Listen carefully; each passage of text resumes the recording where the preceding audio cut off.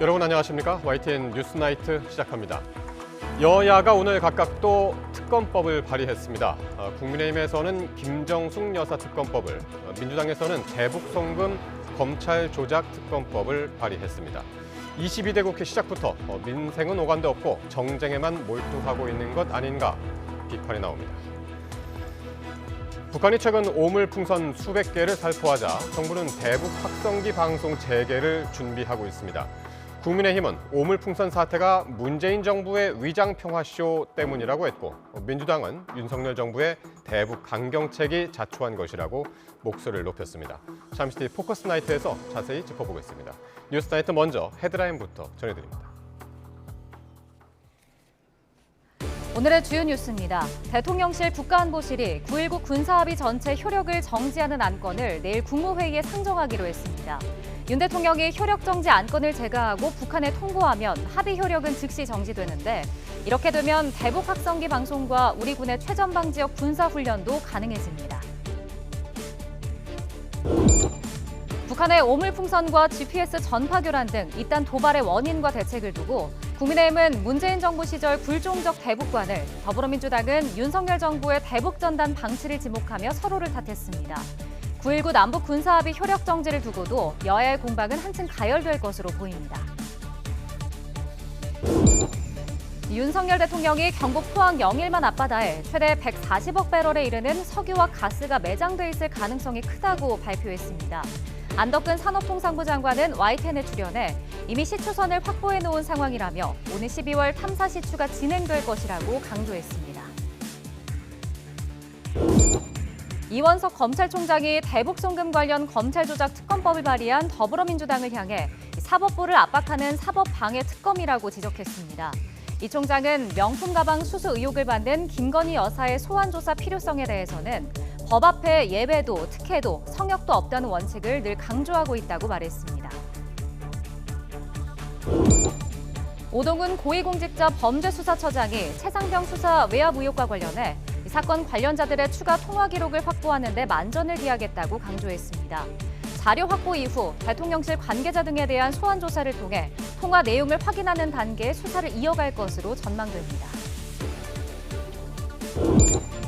아파트 분양가가 오르면서 올해 들어 전국 17개 시도 가운데 6곳에서 역대 최고 분양가 기록을 새로 쓴 단지가 나온 것으로 집계됐습니다. 이런 가운데 20대 가구가 저축만으로 서울에서 아파트를 사려면 무려 86년이 넘게 걸린다는 연구 결과가 나왔습니다. 윤석열 대통령이 취임 후 첫 국정 브리핑을 열었습니다. 동해에 최대 140억 배럴에 이르는 석유와 가스가 매장됐을 가능성이 크다는 내용이었습니다. 천연가스로 한정하면 우리나라 국민이 최대 29년 동안 쓸 수 있는 적지 않은 양입니다. 산업통상자원부의 탐사 시추 계획도 승인을 했는데 결과는 내년 상반기쯤 나올 걸로 보입니다. 먼저 강희경 기자가 보도합니다. 취임 2주년 기자회견 이후 다시 용산 대통령실 브리핑룸에선 윤석열 대통령이 첫 국정 브리핑에 나섰습니다. 윤 대통령은 경북 포항 영일만 앞바다에서 막대한 양의 석유와 가스가 매장돼 있을 가능성이 크다는 물리탐사 결과가 나왔다고 밝혔습니다. 규모는 최대 140억 배럴에 이를 것으로 보입니다. 최대 140억 배럴에 달하는 석유와 가스가 매장되어 있을 가능성이 매우 높다는 결과가 나왔고, 유수 연구기관과 전문가들 검증도 거쳤습니다. 우리나라 전체가 사용할 때 기준으로 천연가스는 최대 29년, 석유는 최대 4년 넘게 쓸 수 있는 양이라고 윤 대통령은 전했습니다. 현재 가치로는 삼성전자 시가총액의 5배, 즉 2천조 원 넘는 수준입니다. 과다한 또 기대감을 일으킬 수 있어서 제가 좀 조심스럽긴 합니다만은 140억 배럴로 현재 가치로 따져보면 삼성 총 시총의 5배 정도가 됩니다. 윤 대통령은 실제 석유와 가스가 존재하는지, 매장 규모는 얼마나 되는지 확인하는 단계로 넘어갈 차례라며 산업통상자원부의 탐사 시추 계획을 승인했다고 밝혔습니다. 사전 준비 작업을 거쳐 금년 말에 첫 번째 시추공 작업에 들어가면 내년 상반기까지는 어느 정도 결과가 나올 것입니다. 매장이 확인되면 2027에서 2028년쯤 공사에 착수해 상업적 개발은 2035년쯤 시작될 거란 전망이 나옵니다. 이번 발표를 국정브리핑 첫 주제로 선정한 건 그만큼 국민에게 미치는 영향이 클 것으로 보이기 때문이라고 대통령실은 설명했습니다. 앞으로도 윤 대통령은 주요 현안에 대해 직접 수시로 소통하는 기회를 가지며 소통 강화 행보를 이어간다는 방침입니다. YTN 강희경입니다. 예, 지금 들으신 것처럼 본격적인 석유가스 시추 작업은 당장 올해 하반기부터 시작이 됩니다. 내년 상반기 안에 시추가 성공을 하면 개발 단계를 거쳐서 오는 2035년쯤 우리나라에서 본격적인 석유와 가스 생산이 이루어질 전망입니다. 계속해서 박기환 기자입니다. 지난 2004년 울산 앞바다에서 천연가스가 처음 생산된 동해가스전. 당시 4,500만 배럴, 2조 6천억 원가량의 매출을 올리고 17년 만에 가스가 모두 고갈됐습니다. 예상보다 적은 매장량에 투자 대비 경제성이 떨어진다는 평가가 많았지만 정부는 해저 자원 탐사를 멈추지 않았습니다. 그러던 가운데 매장량만 최대 140억 배럴, 기존 가스전에 300배가 넘는 광구를 발견했습니다. 15년 동안 축적된 물리 탐사 자료를 미국의 심해평가 전문기관 액트지오사에 맡겨 가능성까지 확인받았습니다. 위치는 포항 영일만으로부터 38km에서 100km 정도 떨어진 해저 1km 심해입니다.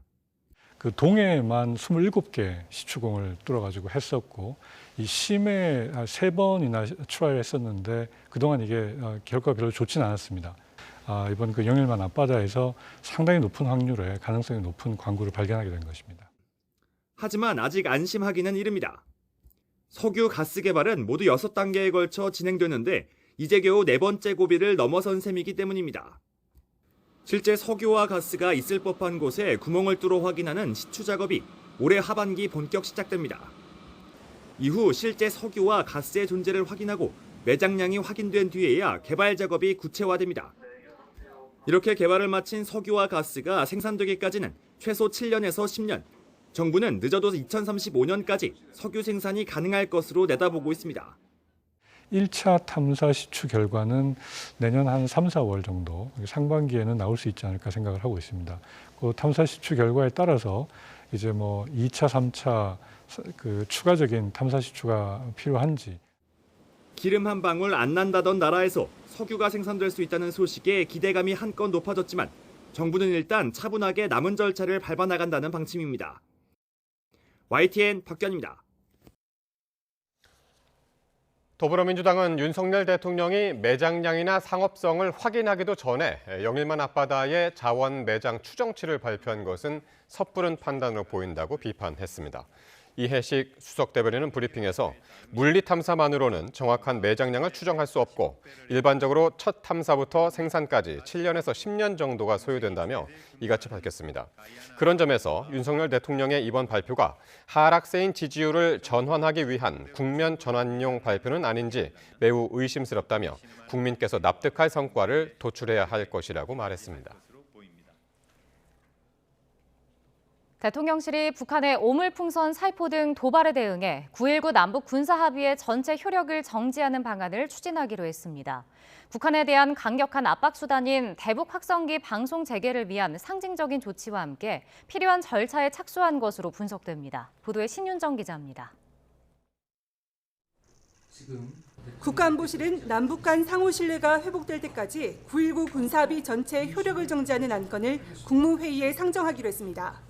북한이 감내하기 힘든 조치를 하겠다는 NSC 긴급 상임위의 메시지 이후 북한이 오물풍선 살포를 중단했지만 하루 만에 후속 조치에 착수한 겁니다. 오물풍선이나 GPS 교란 이러한 그 도발들은 수준 이하의 아주 구질구질한 그런 도발이고 지금 우리 국민들의 안전을 위협하는 도발이다 하는 점을 다시 한번 강조해서 말씀드리고.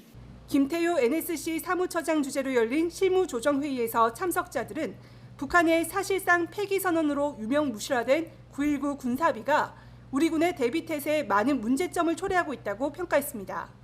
그러면서 그동안 9.19 군사합의에 의해 제약받아온 군사분계선 일대의 군사훈련이 가능해질 거라고 설명했습니다. 남북은 지난 2018년 4월 판문점 선언에 이어 9.19 남북 군사합의 등을 통해서 일체의 적대 행위와 확성기 방송 등을 전면 중지하기로 했습니다. 판문점 선언의 효력은 남아있고 남북관계 발전법에도 관련 규정이 있는 만큼 9.19 합의 효력 정지로 곧바로 대북 확성기 방송 재개가 가능해지는 것은 아닙니다. 다만 북한이 가장 민감해하는 심리카드인 대북 확성기 방송을 위한 상징적인 조치에 착수했다는 경고의 메시지를 줄 수 있을 것으로 보입니다. 이와 함께 1972년의 7.4 남북 공동성명과 1991년 남북 기본합의 등을 검토하며 대북 방송 재개를 위한 법리적 검토에도 착수한 것으로 알려졌습니다. 이에 따라 앞으로 북한이 추가 도발에 나서게 되면 남은 단계들을 추진하는 데도 속도가 붙을 것으로 보입니다. YTN 신윤정입니다. 대통령실이 9.19 남북 군사합의 전체 효력을 정지하기로 한 것은 대북 확성기 방송을 재개할 수 있는 근거를 확보하기 위한 것으로 보입니다. 다만 북한의 도발 수위를 봐가며 확성기 방송 재개 여부를 결정할 것으로 전망됩니다. 조수연 기자가 전해드립니다. 대통령실이 9.19 군사합의 효력을 정지하기로 하면서 이제 대북 확성기 방송이 재개될지 관심이 쏠립니다. 남북관계발전법에서 금지하고 있던 민간단체의 대북전단 살포는 표현의 자유를 침해한다는 위헌 판결을 받아 제한이 풀렸습니다. 아직 법적인 문제가 남아있던 대북 확성기 방송 역시 달라질 수 있습니다. 남북관계발전법 제25조 1항을 보면 대북 확성기 방송을 금지하고 있지만 남북 합의서의 효력이 정지된 때에는 금지를 안 해도 되기 때문입니다. 9.19 군사합의의 효력 정지 역시 이 규정을 염두에 둔 것으로 관측됩니다. 확성기를 재개하고 하는 문제는 관련 법이 있기 때문에 절차가 필요하거든요. 아마 그 절차를 수행하는 그 시간은 좀 걸리겠죠. 그러나 물리적으로 그렇게 어렵지 않습니다. 9.19 합의는 이미 북한이 수없이 위반하며 유명무실화됐고 군사분계선 일대에서 우리 군의 훈련도 재개된 상태입니다. 따라서 이번 조치는 북한에 보다 강력한 경고를 보내는 의미로 해석됩니다. 정부는 이와 함께 민간단체의 대북전단 살포도 자제 요청을 하지 않겠다는 입장을 거듭 밝혔습니다. 전단 등 살포 문제는 표현의 자유 보장이라는 헌법재판소 결정의 취지를 고려하여 접근하고 있습니다. 정부는 다만 대북 확성기 방송은 심리전의 최후 수단으로 거론되는 만큼 북한의 도발 억제에 최선을 다한 뒤 도발 수위를 봐가며 방송 재개 여부를 검토할 것으로 전망됩니다. YTN 조수연입니다. 북한의 오물풍선 등 잇단 도발의 원인과 대책을 두고 정치권에선 전 정권과 현 정권 사이 대리전이 벌어졌습니다. 국민의힘은 문재인 정부 시절 굴종적 대북관을, 민주당은 현 정부의 대북전단 방치를 지목하며 서로를 탓했습니다. 보도에 이준엽 기자입니다. 국민의힘은 끊임없는 북한 도발의 책임을 제1야당인 민주당에 돌렸습니다. 1차 책임은 김정은 정권에 있지만 문재인 정부 시절 위장 평화쇼를 위해 저자세로 일관한 탓이 적지 않다는 겁니다. 북한을 이 지경으로 만든 민주당도 굴종적 대북관에서 벗어나야 합니다. 철저히 반성하고 국민께 머리 숙여 사과해야 합니다. 김정은 정권은 응분의 대가를 치르게 될 것이라고 강도 높게 규탄하며 대북 확성기 재개 검토를 비롯한 각종 대북 강경책에 힘을 실었습니다. 당정은 김정은 일가의 가장 효과적이고 치명적인 방안을 강구하여 책임지고 이행하겠습니다. 반면 민주당은 대북 전단을 방치하고 권장하다시피 한 윤석열 정부가 안보 위기를 자초한 것이나 마찬가지라고 맞섰습니다. 정부의 강경 대응을 두고도 군사 대결을 격화시켜 정권의 불안을 해결하자는 생각이냐며 만일 그렇다면 국정을 담당할 자격이 없다고 날을 세웠습니다. 왜 그렇게 긴장을 격화시킵니까? 왜 안보를 스스로 위협합니까? 그러지 않고 해결할 방법이 있지 않습니까? 대북 전단에서 오물풍선으로 이어진 악순환의 고리를 끊으려면 정부는 대화를 통해 국민 생명과 안전을 지키려 고민해야 한다고 지적했습니다. 남북 대화가 이루어져서 남북 평화가 만들어져야 되는데 오고 가는 것은 오물풍선에 오고 가는 것은 대북 전단입니다. 이렇게 강대강 대치가 아니라 대화해야 하는 거 아닙니까? 대통령실이 문재인 정권 시절 9.19 남북 군사 합의 효력을 정지하기로 하면서 대북 정책을 둘러싼 정치권 공방은 더욱 가열될 것으로 보입니다. YTN 이준엽입니다. 정부가 민간단체 대북전단 살포 활동에 대해 자제를 요청하진 않겠다는 입장을 재확인했습니다. 구병삼 통일부 대변인은 정례브리핑에서 민간단체 대북전단 살포 자제를 요청할지에 대한 질문에 전단 살포 문제는 표현의 자유 보장이라는 헌법재판소 결정의 취지를 고려해 접근하고 있다고 답했습니다. 다만 정부는 북한의 무력 도발 등 위급 상황 시에는 경찰관 직무집행법에 따라 전단 살포를 통제할 수 있다는 입장입니다. 22대 국회 전반기 여야 상임위원장 배분, 즉 원구성 협상 문제를 두고 집권여당 국민의힘의 고심이 깊어지고 있습니다. 민주당이 상임위 독식 가능성까지 내비치고 있지만 다 내주기도, 그렇다고 법사위 등 핵심 상임위를 내주기도 난감한 상황입니다. 보도에 강민경 기자입니다. 국민의힘은 그간 제2당이 가졌던 법사위원장, 여당 몫이었던 운영위원장을 제1야당 민주당이 요구하는 건 독재 폭주라며 반발하고 있습니다. 국정 운영의 발목을 잡고 결국은 그들이 지금 18번처럼 이야기하는 이 단초를 잡아서 대통령을 흠집내고 탄핵 열차를 태우겠다. 이 의도로밖에 보이지 않습니다. 문제는 압도적 과반 의석을 차지한 야당 공세를 방어할 실효적 방안이 마땅치 않다는 겁니다. 민주당 주장대로 본회의를 열어 표결에 붙이면 다수결로 상임위원장이 결정되기 때문입니다. 국민의힘이 급히 의원총회를 열고 원구성 협상 상황을 공유하고 의견을 수렴한 이유입니다. 이에 따라 당 안팎에선 21대 국회 전반기 때처럼 18개 상임위원장직을 모두 민주당에 내주고 입법 폭주를 부각하자는 목소리도 나옵니다. 하지만 야당이 대통령 탄핵을 언급하는 상황에서 특검법 등을 다루는 법사위를 내주는 모험을 감수할 순 없다는 반론도 만만치 않습니다. 만약 그렇게 된다면 국회 역시 더 이상의 민의의 전당이 아니라 객달 그리고 이재명의 하청으로 전락하고 말 것입니다. 집권 여당으로서 입법 책임을 방기한다는 지적도 나올 수 있습니다. 민주당은 오는 7일이 원구성 협상 법정 시한이란 점을 강조하며 법대로 처리를 거듭 압박했습니다. 협상이 결렬되면 단독 본회의를 열어 18개 상임위원장을 다 가져갈 수도 있다는 겁니다. 대화하고 타협하되 시간 내에 결론이 나지 않으면 국회 법과 다수결의 원칙에 따라 결론을 내는 것이 총선 민심과 민주주의 원리에 부합하다는 말씀을 드립니다. 여야 원내 지도부는 내일 다시 한번 원구성 협상에 나설 예정입니다. 다만 법사위와 운영위 등을 두고 접점이 좁혀지지 않아 협상은 거듭 평행선에 달릴 거란 우려가 적지 않습니다. YTN 강민경입니다. 최태원 SK그룹 회장이 이혼 소송 항소심 판결과 관련해 처음으로 공식 입장을 밝혔습니다. 개인적인 일로 심려를 끼쳐 죄송하다면서도 SK의 명예를 위해서 반드시 진실을 바로잡겠다고 강조했습니다. 최두희 기자가 보도합니다. SK그룹의 최고 협의 기구인 SK 수펙스 추구협의회가 임시회의를 열었습니다. 최태원 SK그룹 회장의 이혼 소송 항소심 판결과 관련해 그룹 차원의 입장 정리와 대책 논의가 필요했기 때문입니다. 최 회장은 회의에 직접 참석해 개인적인 일로 SK 구성원과 이해관계자 모두에게 심려를 끼쳐 죄송하다고 사과했습니다. 이번 판결로 지난 71년 동안 쌓아온 SK그룹의 가치와 구성원들의 명예에 큰 상처를 입었다며 회의에 참석한 이유도 분명히 했습니다. 사법부 판단을 존중하지만 SK가 성장해온 역사를 부정한 이번 판결에는 유감을 표하지 않을 수 없다며 SK와 구성원 모두의 명예를 위해서라도 반드시 진실을 바로잡겠다는 의지도 밝혔습니다. 회의에 참석한 CEO들도 법원 판결이 SK그룹의 성장 역사를 훼손했다는데 인식을 같이 했습니다.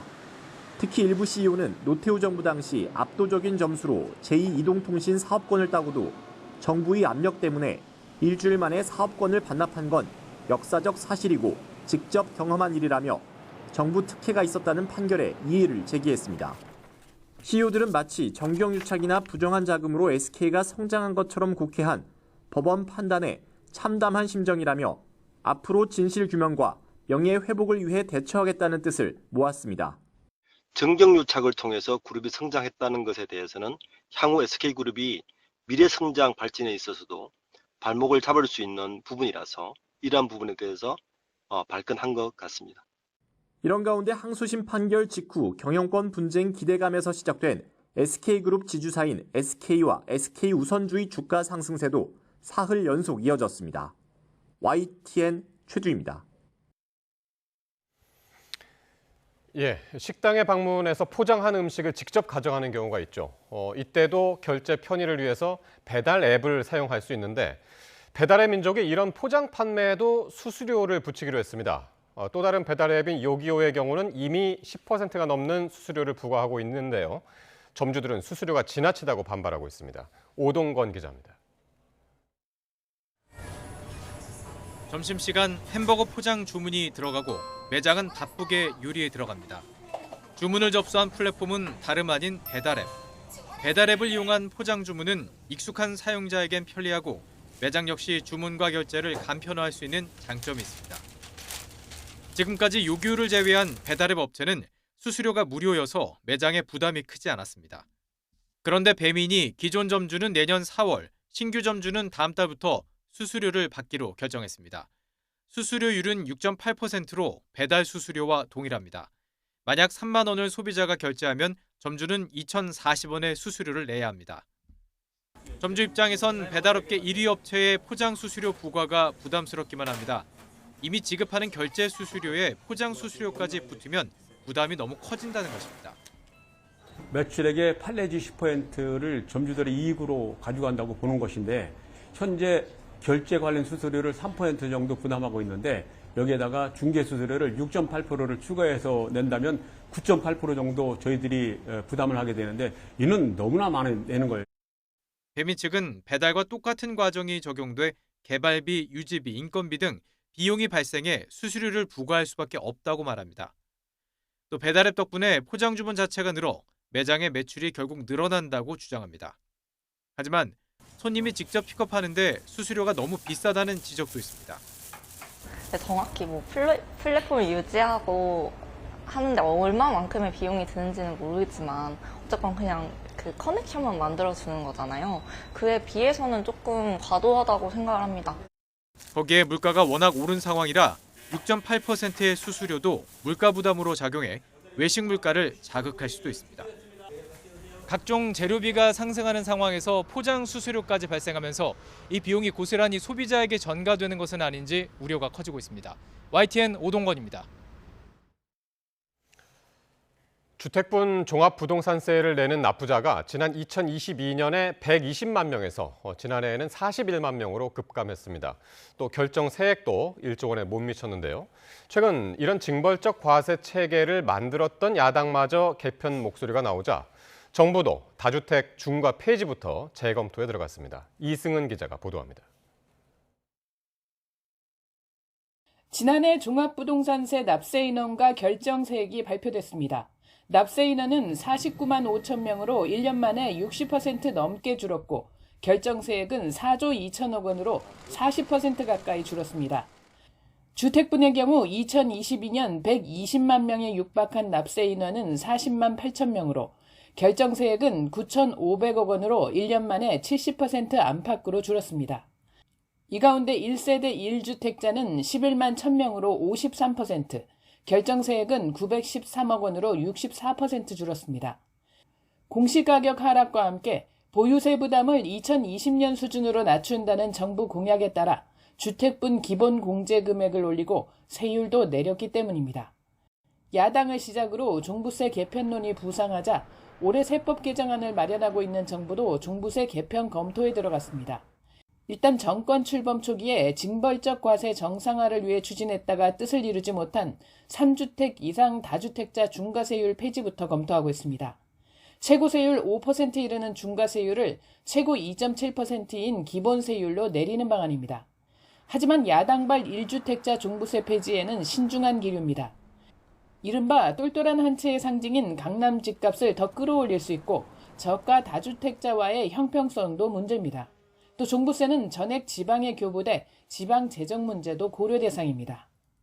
단계적으로 노력을 하고 있는 이유는 여러 가지 고려가 있기 때문 아니겠습니까? 말씀하신 대로 뭐 1가구 1주택자하고 다주택 간의 어떤 이슈도 여러 가지 있기 때문에 그거는 제가 야당의 지금 공식 의견이 나온 것도 아닌데 그렇잖아요. 재산세와 통합되는 종부세의 근본적 폐지는 장기 과제가 될 전망입니다. YTN 이승은입니다. 20대 가구가 저축만으로 서울 아파트를 사려면 86.4년이 걸린다는 분석 결과가 나왔습니다. 민주노총 부설 민주노동연구원의 이한진 연구위원은 부동산 폭등기 청년 가구 재정 변화 분석 보고서에서 통계청 가계금융복지조사와 KB 부동산 통계 등을 근거로 이렇게 계산했습니다. 2023년 기준 가구주가 29세 이하인 20대 가구의 소득은 연소득 평균 4,123만 원으로 이 가운데 저축 가능액은 한 해 1,389만 원으로 나타났습니다. 지난해 서울 아파트 평균 매매가인 11억 9,957만 원을 기준으로 하면 저축 가능액 전부를 86.4년 모아야 서울 아파트 한 채를 살 수 있는 셈입니다. 지난달 전국 아파트 분양 실적이 계획된 물량의 절반에도 미치지 못한 것으로 나타났습니다. 부동산 정보업체 직방은 올해 5월 분양 예정 아파트가 39,593가구였지만 분양 실적을 조사해보니 실제 분양이 이루어진 아파트는 17,807가구로 계획된 물량의 45%에 그쳤다고 밝혔습니다. 일반 분양만 따지면 분양 예정 물량의 42% 가구만이 실제로 분양됐다고 설명했습니다. 오동훈 신임 고위공직자 범죄수사처장이 최상병 수사 외압 의혹과 관련해 사건 관련자들의 추가 통화 기록을 확보하는 데 최선을 다하겠다고 밝혔습니다. 자료가 확보된 이후엔 대통령실 관계자 등에 대한 소환 조사를 통해 통화 내용을 확인하는 단계로 나아갈 것으로 보입니다. 보도에 홍민기 기자입니다. 이종석 헌법재판소장을 예방하고 나온 오동훈 신임 공수처장. 해병대 수사단의 수사보고서가 경찰로 넘어가던 지난해 8월 2일 윤석열 대통령과 이종섭 당시 국방부 장관 사이 통화 사실이 밝혀진 데 대해 이같이 말했습니다. 국민들의 관심이 있는 사건에 저희들 통화 기록에 대해서 확보하는 데 대해서 빈틈이 없도록 최선을 다하겠습니다. 시급한 문제는 통화 기록 확보라며 통신사에 기록이 보존되는 시한인 다음 달까지 추가 자료를 확보하겠다고도 덧붙였습니다. 박정훈 전 수사단장 측도 추가 통화 기록 확보에 나섰습니다. 윤 대통령이 개인적으로 사용했던 휴대전화의 통화 기록을 군사법원에 신청한 겁니다. 이렇게 통화 기록이 주목받는 것과 관련해 이 전 장관 측은 국방부 장관이 부당한 일을 저지른 뒤 그걸 덮기 위해 전방위 로비를 한 것처럼 보이게 몰아가는 느낌을 받는다며 국방부 장관과 정부 주요 인사들의 소통은 자연스러운 것 아니냐고 반문했습니다. 일단 주요 결정들을 앞두고 이 전 장관과 대통령실이 여러 차례 통화한 기록이 확인된 만큼 앞으로 공수처 수사는 통화 내용을 규명해내는지가 핵심이 될 전망입니다. 공수처는 사건 재조사 과정 전반에 관여했던 국방부 조사본부 관계자를 두 번째로 불러 조사했는데 추가 통화 기록을 확보해 분석한 뒤엔 대통령실 윗선에 대한 소환 조사도 검토할 것으로 보입니다. YTN 홍민기입니다. 명품 가방 수수 의혹 등 수사와 관련해 김건희 여사의 소환 조사 여부에 대해 이원석 검찰총장이 법 앞에 예외도 성역도 없다고 말했습니다. 이 총장은 오늘 퇴근길에 취재진을 만나 수사팀이 재편돼 준비됐으니 수사 상황과 조사의 필요성을 충분히 검토해 바른 결론을 내릴 것이라고 믿고 있다며 그렇게 지도하겠다고 말했습니다. 다만 야권이 추진하는 김 여사 관련 특검법에 대해선 증거와 법리에 따라 제대로 수사해야겠다는 생각만 갖고 있다며 말을 아꼈습니다. 음주 뺑소니 혐의를 받는 가수 김호중 씨에 대해 경찰이 사고 당시 혈중 알코올 농도를 역추산하는 위드마크 공식 적용값 가운데 가장 낮은 수치를 적용해 보수적으로 추정했다고 밝혔습니다. 조지호 서울경찰청장은 오늘 열린 정례기자 간담회에서 김 씨에게 이처럼 가장 낮은 수치를 적용했는데도 현행법상 음주운전으로 규정한 수치 이상으로 나왔다고 설명했습니다. 조 청장은 변수를 어떻게 적용하는지에 따라 계산 결과가 달라질 수 있다며 위드마크 적용값 중에선 혈중 알코올 농도가 0.08% 이상인 면허 취소에 해당하는 수치도 나왔다고 덧붙였습니다. 오늘 충청과 남부지방에 소나기가 내렸습니다. 매년 6월이면 요란한 소나기가 자주 지나는데요. 장마 시작 전 일반적인 현상이기도 하지만 해를 거듭할수록 소나기의 강도가 거세지고 있습니다. 그 원인을 김민경 기자가 보도합니다. 하늘에서 구슬만한 얼음덩어리가 세차게 떨어집니다. 지난해 6월 하루 동안 전국 곳곳에서 국지성 호우와 함께 기름 1cm 안팎의 우박이 쏟아졌습니다. 대기 불안정이 심해 일부 지역에서는 낙뢰 피해도 잇따랐습니다. 지난해 6월 강수일수는 11.2일, 3일에 한 번꼴로 비가 내렸고 소나기도 잦았습니다. 지난 2022년의 강수일수도 11.5일, 최근 30년 평균으로 따져도 9.9일로 강수일수가 크게 많아지지는 않았습니다. 그런데도 최근 몇 년 사이 6월 소나기가 더 많이 내리는 것처럼 느껴지는 건 더 세진 강도 때문입니다. 초여름에는 강수가 원래 잦았습니다. 최근에는 비나 소나기가 한번 내릴 때마다 양이 많아지고 특히 시간당 강수량이 많아지는 추세를 보이고 있습니다. 지난해 6월 1시간 강수량이 30mm를 넘는 날은 0.6일로 역대 1위를 기록했습니다. 한 번 비가 내릴 때 강하게 내리는 날이 많아진 겁니다. 낙뢰 발생 일수도 3.5일로 관측 이래 가장 많았습니다. 온난화로 낮 기온이 오르면서 지표면의 가열이 강해진 것이 원인인데 초여름 한반도 상공에는 여전히 영하권의 찬 공기가 머무는 가운데 지상에서는 낮 최고 기온이 30도 안팎으로 오르며 대기 불안정이 심해졌기 때문입니다. 지구온난화로 인한 해수 온도의 상승도 또 다른 원인입니다. 바다에서 품을 수 있는 열이 늘어나면서 남쪽에서 불어오는 수증기의 양이 많아지기 때문입니다. 올해 전 세계 기온과 해수면 온도가 관측사상 최고치를 기록한 가운데 돌풍과 번개를 동반한 요란한 소나기도 잦을 걸로 보입니다. YTN 김민경입니다.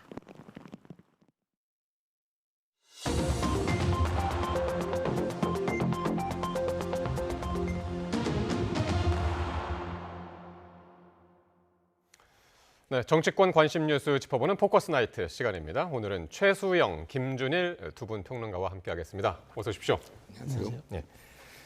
자, 22대 국회 시작하자마자 여야가 모두 특검법을 제출하면서 이른바 특검법 정국으로 빠져드는 모습입니다.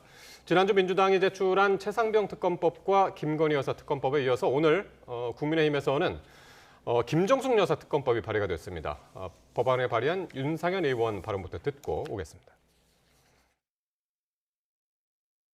검찰 수사를 하면은 야당이 뭐라고 하겠습니까? 야당 탄압, 검찰공화국, 프레임 씌울 거 아닙니까? 그리고 이건 무엇보다도 문재인 전 대통령의 배우자로서 권력형 비리의 냄새가 난다는 겁니다. 그래서 수사기관이 아니라 특검이 하는 게 진상규명을 위해서 좋다는 겁니다. 예, 국민의힘이 그동안 김정숙 여사와 관련해가지고 인도 타지말 방문 의혹을 제기를 해왔긴 했는데 특검 법안을 발의한 건 이번이 처음입니다. 그렇죠. 네. 예, 특검 대상을 보면 모두 5가지 정도 되네요. 그렇습니다. 일단은. 그러니까 사실 뭐 종합판이라고 할 수 있을 것 네. 같아요. 그러니까 최근에 이제 불거진 인도 방문 관련 직권남용과 배임 의혹, 그다음에 의상비 특수활동비를 사용했느냐, 네. 여기에 이제 뭐 관봉권과 그다음에 이제 그 국정원 대납 의혹도 있었죠.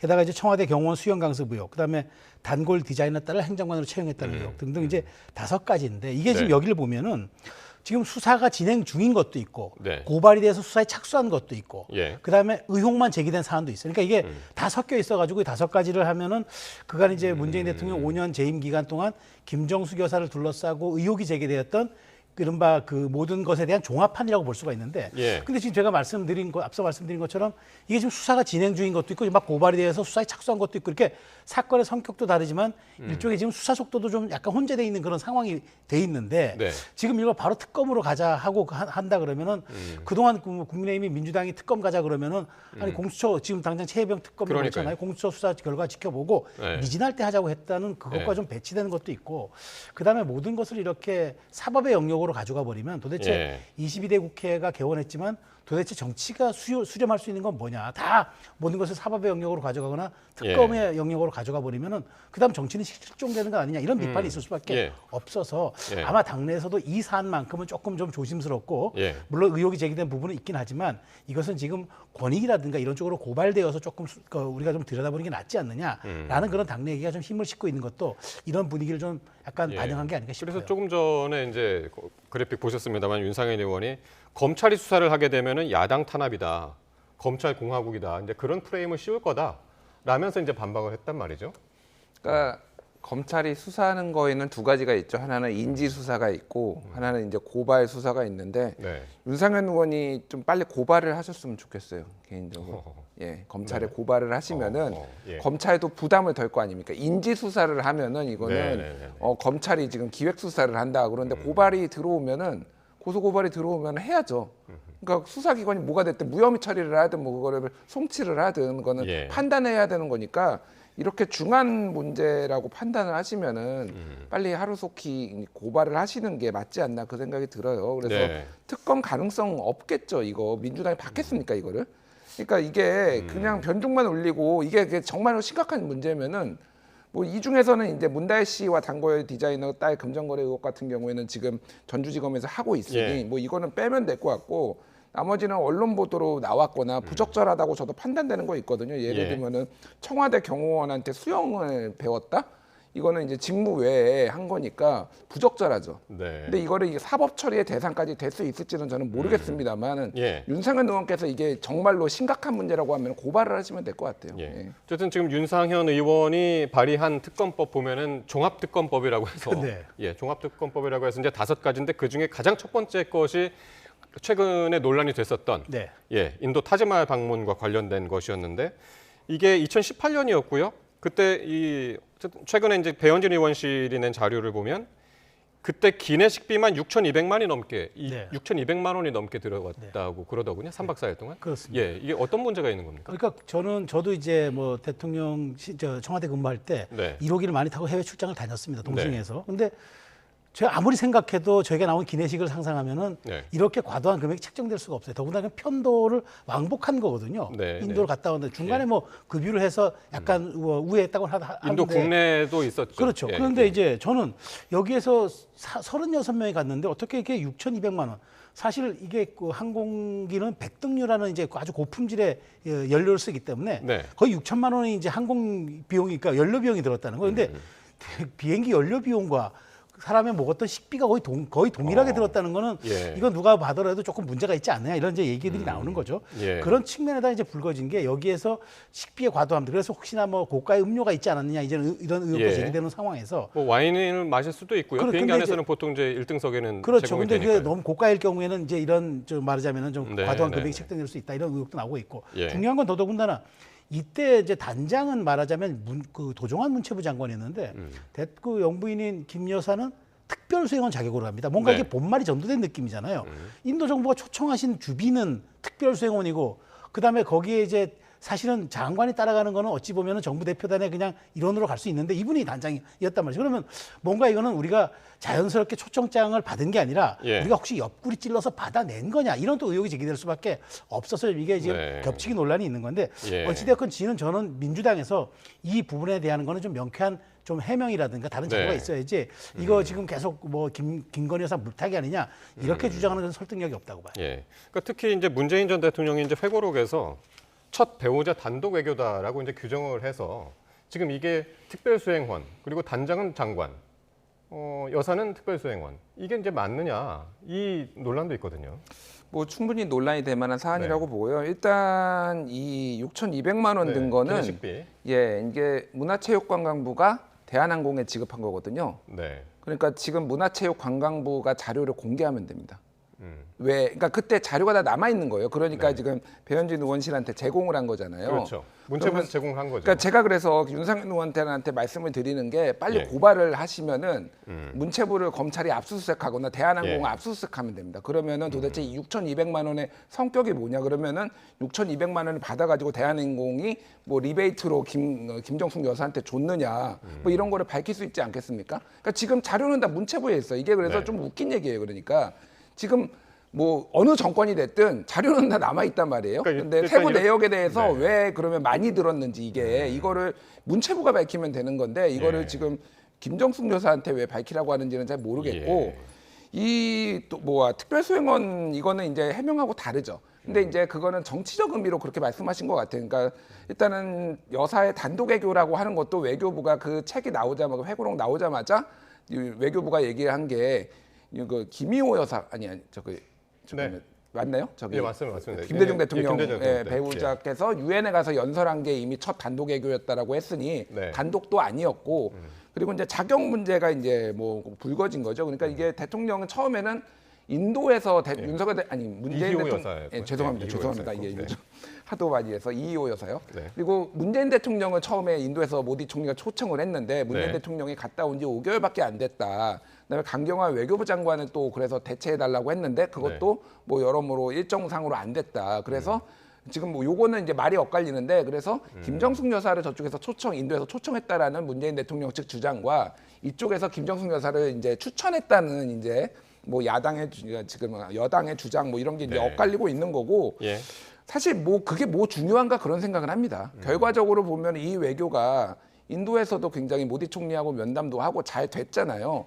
그리고 이제 뭐 타지마할을 이제 뭐 마지막에 이제 방문을 해가지고 그쪽에 타지마할을 이제 우리나라에 알리는 뭐 이런 것도 있었는데 뭐 이를테면은 영국 엘리자베스 여왕이 안동 하회만을 간거하고 뭐 이제 비교하는 윤건영 의원 뭐 이런 분도 계시는데 제가 말하는 거는 이게 문제가 있으면은 그러니까 정치적으로 좀 부적절할 수는 있을 것 같아요. 근데 웬만하면은 외교는 건드리지 않는 게 상대국이 있기 때문에 이런 거를 계속 문제 삼으면은 상대국에서 굉장히 불쾌하거든요. 지금 이 소동을 보고 인도에서 명백하게 불법이 있거나 그러면 모르겠는데 뭐 순서를 누가 먼저 했네 안 했나를 가지고 지금 이렇게 파는 게 국익에 도움이 되는지는 모르겠고 이 돈 문제는 빨리 고발을 해가지고 이 돈 문제 실체를 밝히는 게 국민적 의혹을 해소하는 데 도움이 되지 않을까 그렇게 보여집니다. 이 사안 하나하나에 대해서는 뭐 어느 분이든 우리 평론가 여러분도 그렇고 이제 하실 말씀들은 이제 굉장히 많은데 일단은 윤상현 의원이 이렇게 특검법 발의는 했는데 여당 수가 지금 워낙 적기 때문에 통과될 가능성이 있을까 하는 부분인데 일단 국민의힘 당 내부에서도 부정적인 의견이 나왔습니다. 성일종 국회의원 국민의힘 그 사무총장의 발언 듣고 오겠습니다. 모든 것을 특검으로 하자 그러면 대한민국 검찰이 왜 있어야 하고 경찰이 왜 있어야 하고 사법기관이 왜 있어야 하겠습니까? 저는 사인할 생각이 없습니다. 수사가 미진하거나 문제가 있었을 땐 특검으로 가야 되겠지요. 마치 민주당 의원의 이야기 같은데 네. 일단 성일종 사무총장의 이야기였습니다. 그러니까 이건 역시 검찰이나 기존 수사기관이 먼저 수사를 해야지 특검을 바로 하는 거는 이건 민주당 논리다. 뭐 그런 취지입니다. 그렇죠. 그러니까 뭐 늘 이제 국민의힘이 얘기했잖아요.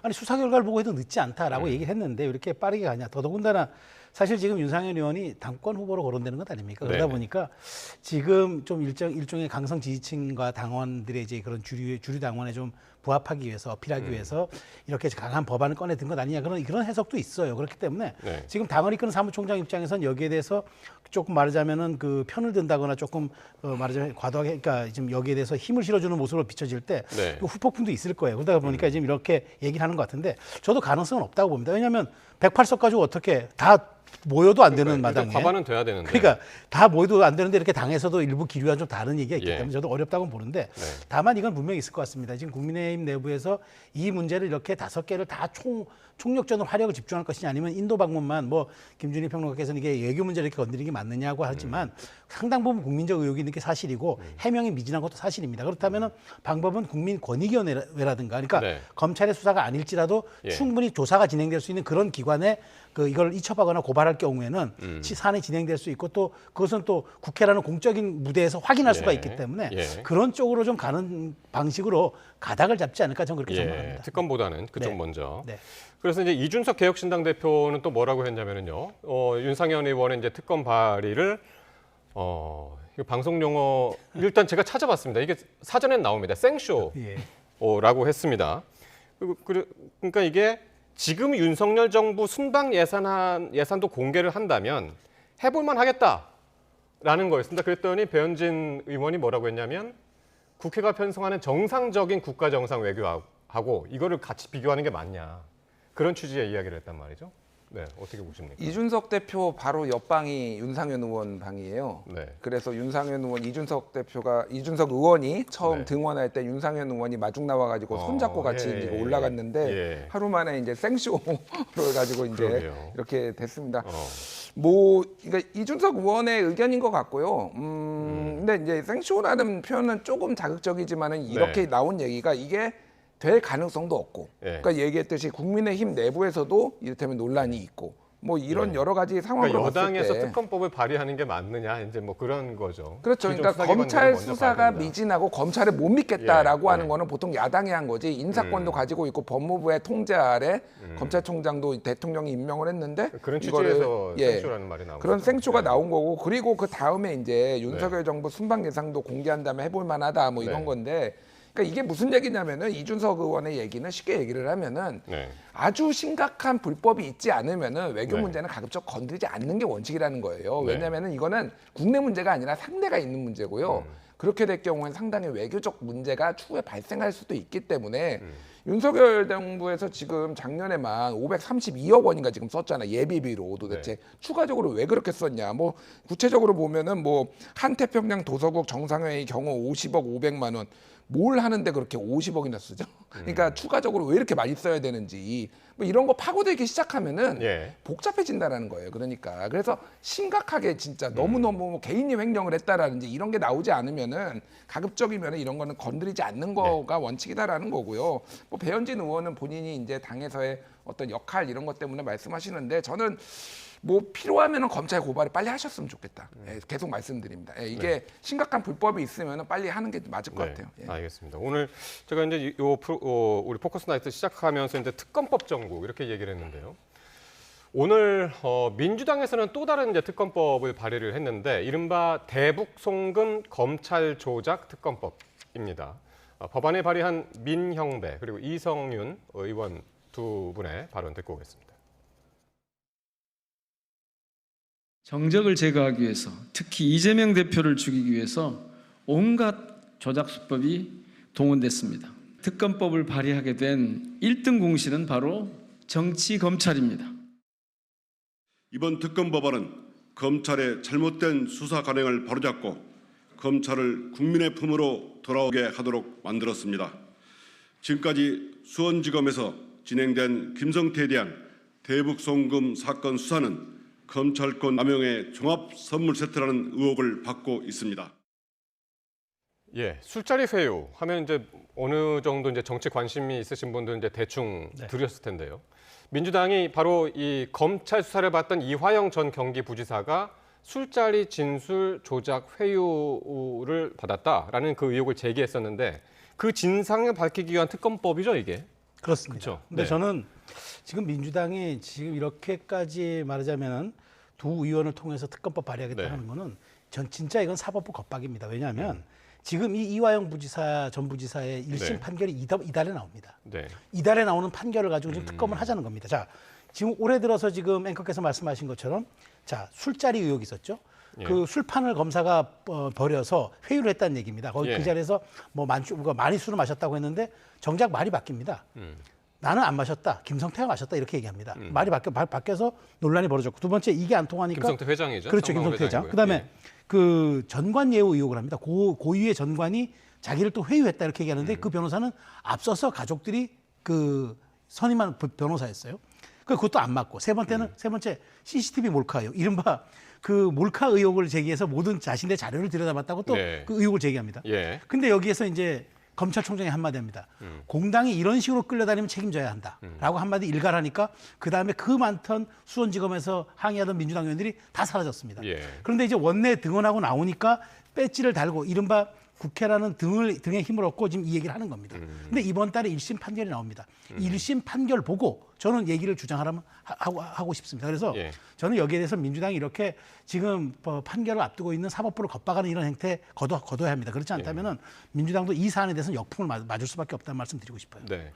여권에서는 이게 어쨌든 이화영 전 부지사하고 이재명 대표가 이제 경기지사를 할 때 그게 엮여 있다. 그래서 이게 전형적인 이재명 대표 방탄 특검 아니냐 이렇게 이제 비난을 하고 있거든요. 여기에 대해서는 어떻게 보시나요? 그런 오해를 살 만한 부분이 분명히 있죠. 지금 상황에서 이제 우리 최수영 평론가께서는 이제 겁박이라고 하셨는데. 그러니까 겁박이라고 보지는 않아요. 왜 그러냐면 이게 미묘하게 차이가 있는데 왜냐하면은 그러니까 사법부를 겁박을 하는데 특검법을 발의한다고 판사가 압박을 받지는 않죠. 그러니까 검찰이 압박을 받는 거죠. 이거는 판사가 받는 건 아니잖아요. 예. 그러니까 판사가 이거에 대해서 특검법이 발의되든 안 발의되든 본인이 판단할 겁니다. 다만 이제 검사가 그러면은 뭐 구형량을 낮추고, 근데 구형은 이미 된 상황이고, 그러니까 이거가 직접적으로 지금 당장에 선고에 영향을 미치리라고 저는 보지는 않습니다. 네. 다만 이거는 이재명 대표와 굉장히 밀접하게 관련이 있는 것이고, 아마 1심 판결 이후에 2심에 갈 때는 그때는 검찰 수사에 대한 압박이 될 수는 있겠죠. 그러니까 네, 그 이유까지 좀 본 포석이 아닌가, 그렇게 이제 해석될 여지가 굉장히 많은 것 같고요. 그러니까 이게 약간 우려스러운 부분은 일단은 지금 너무 많은 특검법들이 계속 나오고 있는데 다른 특검에까지 영향을 줄 가능성, 네. 피곤하다 국민들이 예. 왜 이렇게 예. 특검이 남발되느냐라고 예. 해서 우선순위에 있어서도 이게 정말로 급한 것인가, 뭐 이런 생각이 드는 거는 있고, 다만 술자리 회유 의혹은 저는 이거는 밝혀져야 된다고 예. 봅니다. 어쨌든 이거는 굉장히 진술이 엇갈리고 있는데 꽤 구체적인 정황들이 어쨌든 나오긴 했거든요. 이화영 예. 부지사로부터. 그럼 이거는 공수처에 수사를 맡기는 게 맞지 않나. 지금 이쪽에서는 기록이 없다라고 하는데 공수처가 일단은 뭐 검찰과 관련해서는 수사를 할 어떤 자격이 있기 때문에 그쪽으로 가는 게 좀 맞지 않나. 어쨌든 지금까지는 이제 검찰은 뭐 조사실 구조라든가 뭐 이런 정황상 이제 그런 일은 절대 없었다라고 이제 하고 있는 상황이고, 어쨌든 이번 특검법 대북송금 검찰 조작 특검법이 이제 어쨌든 검찰을 수사 대상으로 하는 첫 특검법이기 때문에 과연 그런 검찰은 이걸 어떻게 보고 있을까 궁금해서 이제 기자들이 오늘 퇴근을 하는 이원석 검찰총장을 만나봤습니다. 어떤 이야기를 했는지 한번 들어보시겠습니다. 이화영 부지사의 변호인이 이화영의 유죄는 이재명 대표의 유죄를 강력히 추정한다는 그런 주장까지 한 바 있습니다. 검찰은 이러한 특검은 검찰에 대한 겁박이자 사법부에 대한 압력이라고, 그래서 이러한 특검은 사법방해 특검이라고 판단하고 있습니다. 네, 직접 겁박이라는 얘기를 여기 직접 했네요. 네. 검찰총장이. 검찰에 대한 겁박이자 사법방해 특검이다. 예, 어떻게 들으셨습니까? 저는 검찰총장으로서 아주 깔끔한 대응을 했다고 봐요. 지난번에도 이렇게 대응해서 뭐라고 했냐면 공당이 과연 책임질 수 있겠냐 한번 판단해봐라고 하니까 네. 민주당이 그다음에 공세가 쏙 들어갔습니다. 네. 그런 측면에서 저는 이렇게 생각합니다. 지금 뭐 그 여러 가지 해석이 있다는 우리 김진일 평론가 말에 저는 동의하는데 여기에서 가장 중요한 건 그겁니다. 지금 오로지 지금 민주당은 이화영 전 부지사에 대한 판결이 나오기 직전에 모든 화력을 제가 총동원하고 있는 거는 지금 말한 것처럼 이화영의 유죄가 이재명 대표의 유죄로 연결될까 봐 전전긍긍하는 거예요. 그래서 이게 설령 유죄가 나오더라도 네. 이런 특검을 발의를 해놔야 뭐가 되냐면은 뭔가 오염된 진술과 오염된 증거 조작에 의해서 억울하게 당했다라는 그런 주장과 프레임을 짜서 계속적인 공격을 할 수 있으니까 그런 물을 미리 타놓는 겁니다. 그런 측면에서 저는 아주 이건 정략적 특검이라고 보고, 이게 무슨 진실 규명과 무슨 상관이 있습니까? 그렇게 해서 저는 이건 어쨌든 이건 이재명 대표를 보유하고 보호하려는 그런 민주당의 당 차원의 방탄이기 때문에 이 부분은 검찰총장이 저는 깔끔하게 지적했다고 봅니다. 네, 어떻게 들으셨습니까? 그러니까 지금 이화영 부지사가 지금 받고 있는 게 쉽게 얘기하면 카드 부정 사용이에요. 그러니까 대가성 있게 쌍방울로부터 법인카드 받아가지고 본인이 사용한 것도 아니고 제3자가 이제 근데 그 뭐 부적절한 관계로 의심되니 뭐 이런 얘기까지 나온 거잖아요. 그러니까 거기서 시작이 돼가지고 하나는 이제 800만 달러 중에 500만 달러는 경기도 스마트팜 이제 사업에 대한 대납이고 300만 달러가 이제 이제 이재명 지사 방북 비용 뭐 이건데, 이 부분에 있어서는 이제 같이 선고가 나오기는 하겠지만은 글쎄요, 이게 만약에 이제 선고가 나오면 이재명 대표도 이제 이거에 직격탄을 받고 바로 수사를 받겠지만은, 만약에 카드 부정 사용만 나오고 이게 안 나오면은 이 부분이 이제 뭐 대북 송고 관련해서 이게 안 나오면은 이거는 사실은 이재명하고 아무 상관이 없는 거예요. 그러니까 이거는 이화영 부지사가 뭐 부적절하게 카드를 사용한 거니까 두 가지는 좀 분리해서 볼 필요가 있고, 어쨌든 7일 날 좀 유의미하게 조금 볼 필요는 있을 것 같습니다. 알겠습니다. 네. 그거 이제 재판 1심 판결이 어떻게 나오는지 한번 보면서 또 한번 이야기 나눌 기회가 있을 것 같고요. 다음 주제인데요. 북한이 오물풍선 수백 개를 살펴간 가운데 우리 정부가 9.19 군사 합의의 효력을 정지하는 안건을 내일 국무회의에 이제 상정을 하기로 했습니다. 앞서서 대북 확성기 재개를 이제 시사하기도 했었는데 어떻게 보시는지요? 이렇게 적절한 수준의 대응으로 보십니까? 저는 적절했다고 봅니다. 왜냐하면 이렇게 우리가 강력하게 그 대북 확성기를 재개하겠고 우리가 할 수 있는 최고도의 수위를 하겠다고 하니까 북한이 바로 5시간 만에 꼬리를 내리지 않았습니까? 바로 5시간 만에 재발 방지를 전제 조건을 달긴 했지만 네. 우리가 충분히 이제 했다고 이제 바로 도발을 중지했다고 했는데 네. 저는 이게 비례 대응의 원칙에 맞다고 보는 거죠. 저는 북한이 이 정도를 하지 않고 우리가 어떤 레토릭으로 어떤 외교적 언사를 했었으면 북한이 계속 할 수도 있다고 보는데 예. 어찌됐건 정부의 이런 강경하고도 비례성에 의한 이런 방침 때문에 저는 북한이 어쨌든 지금 이 도발을 중지했다고 저는 생각합니다. 근데 예. 중요한 건 이게 이제 뭐 9.19 군사합의 뭐 등등 해가지고 이게 사실은 이게 부속 합의서, 그러니까 부속 합의 같은 거기 때문에 예. 우리 국무회의가 효력을 정지하면은 정지가 됩니다. 그런 차원에서 저는 이제 북한이 이제 사실은 북한이 먼저 계속 도발함으로써 이걸 무력화시킨 거거든요. 그런 측면도 사실 해서 북한은 9.19 군사합의를 우리가 해도 할 말이 없을 겁니다. 먼저 도발을 계속 해왔기 때문에 그런 측면에서 저는 정부의 이렇게 단호한 비례성 대응이 저는 오히려 지금 이 상황을 좀 관리하고 있지 않는가 이렇게 생각합니다. 사실 오늘 속보 순서상 저도 깜짝 놀랐습니다. 이게 대북 확성기를 뭐 이거를 이제 카드를 낼 것처럼 이제 정부가 했다는 속보가 나오니까 조금 있다가 진짜 5시간 후에 속보가 이제 북한이 이제 우리 다 날렸다 이제. 오물풍선 이제 그만 날리겠다라는 속보가 이제 또 나와서 이게 앞뒤 이 상황상 이게 정말 북한이 굉장히 이게 대북 그 확성기에 대해서 민감하게 생각하는구나 이런 생각도 들긴 했습니다. 그러니까 대북 확성기를 하겠다고 하니 뭐 한 건지 아니면은 이게 본인들의 원칙에 따라서 이게 왜냐하면은 비밀을 주면 안 된다라는 것도 있잖아요. 그러니까 북한의 입장은 정확하게 남측에서 이런 이제 뭐 풍선을 보내니 우리도 거기로 풍선을 보낸 거잖아요. 그러니까 북한의 입장에서 보면은 이쪽이 먼저 원인 제공을 했다라는 거니까 이쪽에서 안 보내면은 우리도 이제 안 보내겠다 뭐 이런 거죠. 그러니까.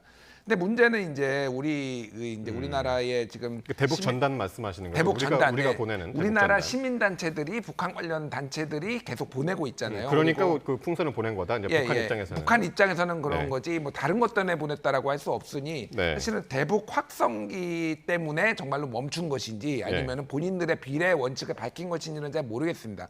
과거에는 그리고 굉장히 민감하게 반응을 한 것도 맞는데 지금 이게 정말로 무서워서 그러면 오물 풍선을 안 보내는 것일까? 뭐 이런 거는 저는 뭐 의구심은 들어요. 다만 이제 결과적으로 그렇게 보이는 거고 중요한 거는 어쨌든 이제 최수영 평론가님께서는 적절한 대응이었다라고 말씀하시는데 대북 확성기를 재개를 하는 게 정확하게 비례 원칙에 맞는 것인가에 대해서는 저는 조금 의문이 있기는 해요. 그러니까 뭐 많은 이제 뭐 북한과 관련해서 이제 수단들이 있는데 가장 뭐 치명적이다, 뭐 가장 뭐 아픈 뭐를 하겠다라는 건데 정말로 그게 아픈 것인지 잘 모르겠고요. 첫 번째. 그리고 두 번째는 이렇게 될 경우에는 저쪽에서도 이제 뭔가를 파기할 빌미를 주는 거잖아요. 그러면 이제 서로 계속 파기하다 보면은 이제 뭐 도발적인, 우발적인 무력 이제 도발이라든지 이제 분쟁이 생길 경우에 여기를 어떻게 그럼 막을 것인가, 어떻게 이거를 예방할 것인가에 대한 지금 아무런 보관이 없어 보여서 굉장히 우려되는 상황이라고 조금 전에 이제 그래픽 잠깐 나갔습니다만 일단 9.19 군사 합의 관련해서 쭉 보면은 일단 작년 11월 23일 날 북한이 군사적 조치를 다시 회복하겠다. 그렇죠. 이런 얘기를 했기 때문에 사실상 그때 파기가 되긴 한 거였거든요. 저는 그래서 이제 이게 정확하게 말씀드린 9.19 군사 합의가 이게 뭐냐면은 9월 우리 평양 공동선언이라는 걸 했었어요. 그 당시 문재인 대통령과 김정은 북한 국무위원장이 그 부속 합의서거든요. 3가지 조항인데 판문점 선언에 대한 어떤 말은 후속 조치 같은 거예요. 그래서 DMZ의 비무장화, 그다음에 서해 평화구역 조성, 그다음에 군사 남북 당국자회담 정례화 이건데 이게 없어지는 겁니다. 그러니까 사실상 과거로 돌아가는 거죠. 초소 다 없앤 거 기억하시잖아요. 다 복원되고 있지 않습니까? 그런 측면에서 남북한이 다시 이제 6년 전으로 되돌아간 겁니다. 그런 측면에서 저는 북한이 먼저 군사 정찰 유성이라든가 그다음에 군사 조치 회복을 하겠다고 먼저 선언했는데 우리가 손을 놓고 있다? 이건 우리의 직무유기 아니겠습니까? 전 그래서 우리 정부에서 적절한 대응을 했다라고 말씀드리는 겁니다. 알겠습니다. 자, 그러면 이렇게 이제 북한의 오물풍선 등 잇따른 도발의 원인과 대책을 두고요. 정치권 내탁 공방이 또 여야가 일고 있는데 우리 제작진들한테 부탁을 하면은 이 여야 공방을 한번 같이 올려주시죠. 일단은 추경호 원내대표부터. 김정은 정권은 본인들이 저지른 도발에 대해 반드시 응분의 대가를 치르게 될 것입니다. 당정은 김정은 일가의 가장 효과적이고 치명적인 방안을 강구하여 책임지고 이행하겠습니다. 대한민국 제1야당 민주당 역시 그 책임에서 결코 자유로울 수 없습니다. 지난 문재인 정권과 민주당은 위장 평화쇼를 위해 굴종적 대북관과 저자세로 일관하면서 김정은의 신기 경호에 몰두했고 왜 그렇게 긴장을 격화시킵니까?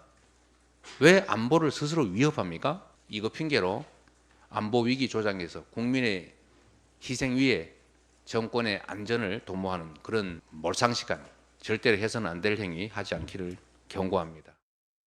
대북 확성기 방송을 틀겠다라고 검토하겠다라고 하잖아요. 그러면 북한은 더한 조치를 또 내놓을 겁니다. 말만 지금 큰 소리 뻥뻥 치지 북을 제압하지 못하고 있는 상황에서는 저는 강대강 대응일변도 전략이 맞냐. 예. 지금 네 분의 말씀을 들으셨는데 간단하게 이야기하면 국민의힘은 이 오물풍선 사태가 문재인 정부의 위장 평화쇼 때문이다라는 거고 민주당은 윤석열 정부의 대북 강경책이 자초한 일이다라고 이제 서로 니탈 공방을 지금 하고 있단 말이죠. 그렇죠. 네. 저는 그거예요. 지금 윤건영 의원이 네. 강대강 대응 일변도 전략이 맞냐 하는데 그러면 문재인 정권 당시에 북한 핵 계속 개발하라고 그것을 열어준 건 그게 유화 정책이 통한 건 또 그게 맞습니까? 아니잖아요. 결국은 북한은 핵은 고도화를 했고 네. 우리가 지금 상황 관리가 잘 안 될 정도로 북한은 북한 나름대로 길을 가고 있는데 지금 사실 북한이 저렇게 그 오물풍선 같은 게 이른바 회색지대 전략, 이른바 저강도 네. 전략, 군사 전략이 아닌 그런 전략이라고 하지만 우리 국민들이 받는 피해가 이거 엄중하고 있는데 네. 그럼 우리가 그럼 가만히 대응합니까? 저는 상황 관리를 해야 된다는 말에는 동의합니다만은 네. 그 상황 관리가 무조건 유화적 자세를 보이는 것 이렇게 저는 이거라고 생각하지는 않습니다. 저는 북한에 대해서 우리가 할 수 있는 수단들을 모두 동원하고 네. 또 한편으로는 우리가 군사 라인이라든가 다른 라인을 통해서 북한과 한반도 정세에 대한 위기 관리를 관리하는 거 이건 정부의 역량이지만 저는 북한에 대해서 저렇게 강하게 나올 때는 우리도 강하게 나가줘야 예. 비례성의 원칙이 맞다고 생각하는 겁니다. 예. 강경책이냐 남북 간의 대화냐 어떤 게 더 효과적이라고 보시나요? 뭐 하나가 항상 옳지는 않다고 저는 생각을 합니다. 네. 필요할 때는 강경하게 나가고 필요할 때는 온건하게 나가고 그런데 네. 이제 어떤 정권의 관성이란 게 있잖아요. 대체적으로 보면은 강경하게 나가면은 계속 강경하게 나가고 온건하게 나가면 계속 온건하게 나가는 경향이 있습니다. 네. 그래서 뭐 이제 보수 진영에서 뭐 이제 민주당이나 문재인 정부의 어떤 대북 정책을 비판하는 것도 저는 일견 이해가 가요. 네. 근데 뭐 이를테면은 문재인 뭐 이제 북한이 핵을 개발하는 거를 못 막지 않았느냐 문재인 정부의 위장 평화쇼 때문에 네. 그럼 그 평화쇼가 아니었으면은 그러면 막을 수 있나요? 그러니까 어차피 못 막아요. 그러니까 그거를 이제 그나마 잘 해결이 남북 뭐 북미 관계가 해결이 됐으면은 이거에 해결을 하려고 했다가 결국은 안 된 게 뭐 이런 거죠. 그러니까 그런 것들은 다 불필요한 거고. 그러니까 저는 뭐 다른 거보다도 그러니까 이렇게 좀 더 긴장이 지금은 고조될 수밖에 없고 네. 이렇게 서로 조금 격화되는 게 어떻게 보면은 막을 수 없는 그러니까 길이라고 생각을 하는데 현 상황에서는 네. 그러니까 대안이 있느냐 그러니까 제가 말하는 네. 거는 어느 나라든 막 이렇게 하다가도 어느 순간에는 뭔가의 뭐 대화 제스처를 취한다든지 아니면 예. 그 이후에 어떤 그 좀 더 사태가 격화되는 것을 막기 위한 보강 같은 게 있거든요. 예. 윤석열 정부가 그런 거를 가지고 있는지 좀 의심스럽습니다. 지금까지 사실 대북 정책이라는 게 담대한 구상이라는 레토릭 빼놓고는 아무것도 나오지 않은 상황에서 무엇을 할 수 있을 것인가 뭐 이런 좀 알겠습니다. 능력 자체에 좀 의구심을 가지고 있습니다. 워낙 이 안보 정책이라는 것이 이념이 상당히 개입이 많이 되는 거기 때문에 여기서 해결을 할 수 있는 뭐 주제도 아닌 것 같고 사실은 그래서 정권이 바뀔 때마다 이제 그 정책도 이제 바뀌는 거고 해가지고요. 지금도 이제 계속해서 그 평행선을 긋고 있는 것 같습니다. 자, 이런 가운데 오늘 윤 대통령이 우리나라 동해에 석유와 가스가 매장돼 있을 거다라는 깜짝 소식을 전했습니다. 윤 대통령이 오늘 국정브리핑의 첫 아이템으로 이게 잡았단 말이죠. 네. 어떻게 보셨습니까? 굉장히 좀 포지티브한 이슈죠. 그동안 네. 이제 뭐 네거티브하게 있던 사안을 뭐 설명한다든가 해명한다든가 이런 걸 했는데 네. 오늘은 이제 포항 영일 만에 이제 140억 배럴 그 분량에 이제 그것이 자원이 매장돼 있다. 네. 이게 굉장히 이제 큰 금액이기도 하고 그다음에 더 중요한 거는 사실 이런 뉴스가 그러니까 이게 당장 지금 튀어나온 게 아니라 올 2월부터 미국의 유수기관이 와서 계속 탐사 조사를 한 거거든요. 네, 그렇죠. 사전 조사를 그렇게 네, 물리 조사를 했다고 그러죠. 예, 한 것을 지금 말하자면 발표한 거기 때문에 한 예. 4개월이 걸친 조사 결과가 나온 건데 혹시 일각에서는 이게 그 뭐 대통령 국정 브리핑 첫 소식이 네. 너무 좀 장밋빛 희망으로 점철된 건 아니냐 얘기하지만 뭐 사실관계인 걸 어떻게 하겠습니다. 그리고 이게 나중에 이게 이제 매장량이 확인이 돼가지고 개발돼서 수익이 나는 건 윤석열 대통령 퇴임 이후입니다. 그렇기 때문에 뭐 이걸 가지고 너무 윤 대통령이 이제 이제 자신을 세일즈한다 이렇게 표현하는 건 좀 제가 보기에 과도한 것 같고요. 어쨌든 우리가 산유국이 됐고 우리가 자원 보유국이 된다는 건 매우 희망치 않은 것 아니겠습니까? 더더군다나 이 위치는 우리 배타적 경제 수혜가 안에 있기 때문에 국제적인 분쟁 요소도 전혀 없습니다. 그래서 오히려 저는 이거는 뭐 희망적인 뉴스인데 국정 브리핑의 첫 뉴스로서는 그나마 조금 국민에게 희망을 준 뉴스가 아닌가 그런 생각이 듭니다. 그러니까 이게 매장량이 지금 추정한 걸 최대치로 따지자면은 지금 뭐 나오고 있습니다만 가스는 우리나라 전체가 29년 쓸 수 있고 석유는 4년 동안 이제 쓸 수 있는 양이어서 적지 않은 양이 될 수도 있을 것 같고요. 그런데 이제 야당에서는 이게 왜 지금 이걸 발표를 했느냐, 그것도 이제 대통령이 직접 국면 전환용 아니냐 이런 지금 의혹을 제기합니다. 뭐 의혹이고 말고 뭐 그게 무슨 의미가 있나 그런 생각이 들어요. 국민들이 판단을 하시겠죠. 근데 뭐 저도 그냥 급하구나, 대통령이 참 급하시구나 지금 뭐 역대 뭐 최저 지지율이 나오고 뭐 이런 상황에서 뭔가 반전 카드를 하시려고 한 것 같고, 이거 대통령이 왜냐면은 이게 이제 시추 단계가 아니라 탐사 단계, 지질 탐사 단계잖아요. 보통 이런 거는 대통령이 안 합니다. 그러니까 이거는 관련 부처에서 하고 시추해가지고 직접 나왔을 때 그거는 이제 확실한 거거든요. 이거는 지금 산업부에서도 20% 확률이라고 얘기를 해요. 그러니까 80%는 안 된다는 얘기예요. 그래서 지금 하나에 1,000억씩에서 5천억 원 들여서 5개 꽂아봐가지고 그러면 확률적으로 4개는 안 나오고 하나는 나온다라는 건데 그런 계산법은 없습니다. 그러니까 이게 무조건 5개 꽂으면 그럼 확률적으로 하나가 20%니까 나온다 그런 거는 아니고 나오면 다 나올 수도 있는 거고요. 안 나오면 하나도 안 나올 수도 있는데. 그래서 지금 최저치, 최대치가 그래서 이제 나온 거 이게 뭐 최저치, 최대치고 실제 이제 발굴할 수 있는 양이 얼마인지도 논란이 있고 무엇보다도 이제 1976년에 영일만 그때 이제 박정희 대통령 시절에 영일만 그 이제 석유 뭐 조갑제의 이제 전 기자가 조갑제닷컴 본인의 이제 거기에도 올렸는데 자기가 취재한 경험도 자세히 올려놨어요. 그때 얼마나 우리가 황망했는지. 그래서 그때보다 얼마나 기술력이 올라가 가지고 지금 이게 됐는지는 모르겠으나 저는 뭐 이거를 뭐 의구심을 품고 그런 게 아니라 정말로 잘 됐으면 좋겠습니다. 근데 또 하나 말씀드리고 싶은 거는 지금 한일이 공동으로 개발하고 규슈 위쪽에 공동으로 개발하고 있는 7광구가 있거든요. 이거를 지금 일본에서 우리 이제 더 이상 한국, 일본 같이 안 하겠다라고 지금 거의 입장을 밝힌 상황이고 이게 내년에 지금 끝나요. 한일 관계가 가장 이렇게 좋아진 상황인데 대통령께서는 그러면 그거에 대해서 어떤 보관이 있는지 그거를 오늘 개혁신당에서 지금 당 차원의 성명을 발표했거든요. 그러니까 거기에 훨씬 더 많은 석유가 있는데 그거는 다 놓치고 지금 이거만 집착하고 있는 거 아닌지 좀 우려됩니다. 어쨌든 예전에 우리가 학교에서 배우기로는 석유 한 방울 나오지 않는 나라가 우리가 그렇게 배워왔는데 지금 일단은 천연가스는 지금 생산을 하고 있는 거고 석유가 한 번도 지금 생산이 안 됐는데 이제 정말 저렇게 됐으면 좋겠네요. 2035년부터 가능하면 이제 그때부터 이제 생산이 가능하다고 하니까요. 자, 이제 남은 시간 동안 이제 국회 여러 가지 일들을 조금씩만 살펴보겠는데 일단 국민의힘이요. 전당대회 선대위가 선관위원 구성을 완료하고 첫 회의를 열었는데 전대 시기가 관심이었는데 이게 파리올림픽 전 하루 전이더라고요. 7월 25일 날로 잠정 결정했네요. 그러니까 개막식 전에 이제 좀 마지막 컨벤션 효과를 좀 가지겠다. 그래서 25일을 데드라인 잡은 것 같은데요. 저는 여기서 날짜보다도 주목되는 게 지도체제에 대한 문제였는데 그 지금 일각에서 황우려 비대위원장도 얘기했지만 대표 선거와 최고위원 선거를 같이 해서 차점자들은 최고위원을 하고 수석으로 그러니까 제일 최다 득표자가 대표 최고위원 한다. 이 안도 검토해 보겠다고 하는데 이건 사라졌습니다.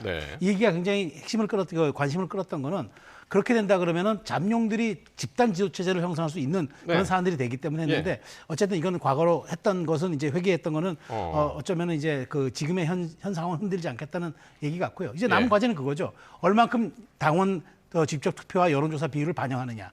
지금 20에서 50까지 여러 가지가 논의되고 있다고 하는데 이제 남은 과제는 7월 25일에 정해졌으니까 얼만큼 이제 그 여론조사 비율을 과거와 같이 50까지 하느냐 30까지 하느냐 이 차이를 놓고 본다면 뭐 유승민 의원의 출마나 여러 분들의 출마 상황이 달라질 수 있기 때문에 이게 남은 변수라고 생각하고 있습니다.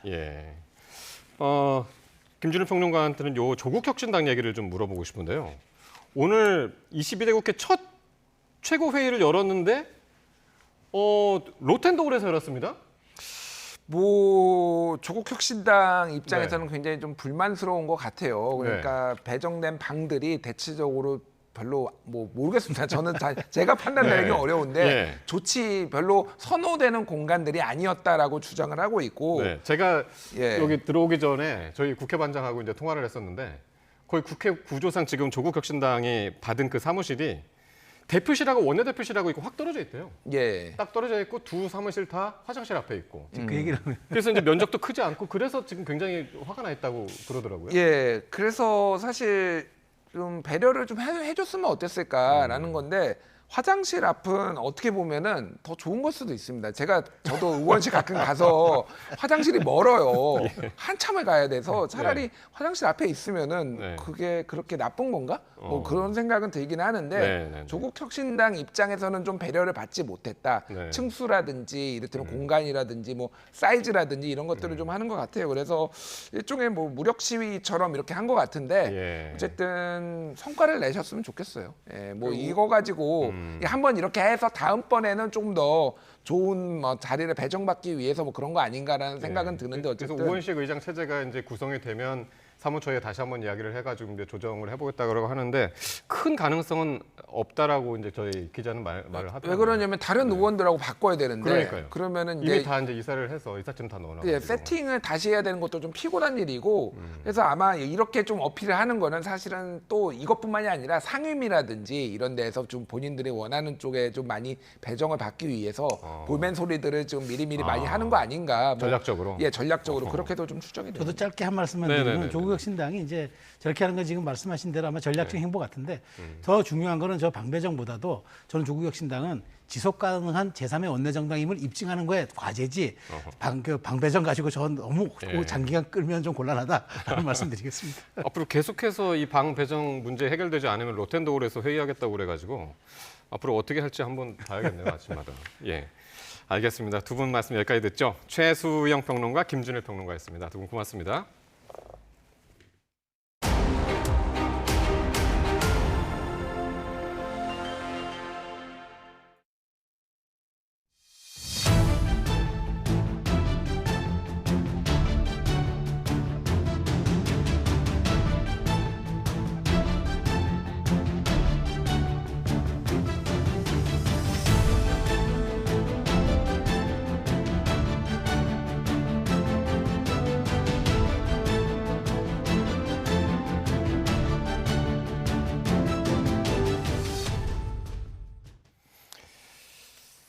예, 석유 가스 탐사 이야기 앞에서 계속 전해드렸는데요.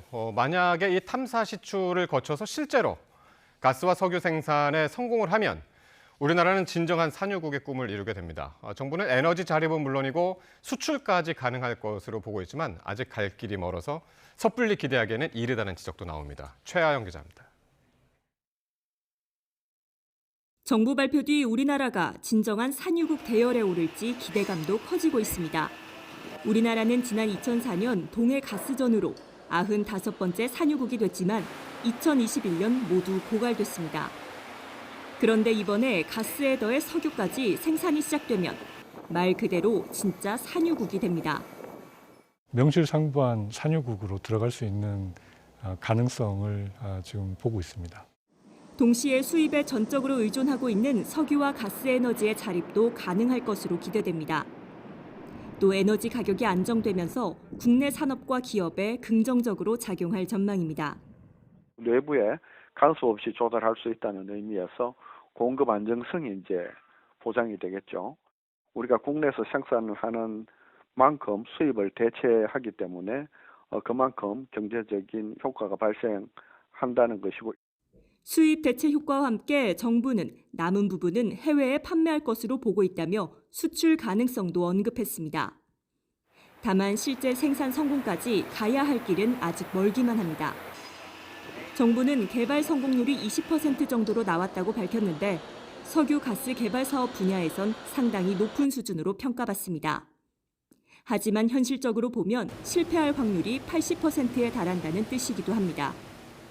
이 시추라는 게 요만한 게 들어가서 이제 이거를 찾아야 되는데 그게 어디 꽂히느냐에 따라 가지고는 바로 옆에 있으면서도 발견을 못하는 경우도 있고 아주 어려운 작업이기 때문에 저희가 이제 지금부터 잘 준비를 해서. 그래서 기대는 크지만 섣부른 낙관은 금물이라는 지적이 나오는 이유이기도 합니다. YTN 최아영입니다. 최태원 SK그룹 회장과 노소영 아트센터 나비 관장의 이혼 소송에서 1조 원이 넘는 재산 분할과 함께 주목을 받은 건 노태우 전 대통령의 300억 원 비자금입니다.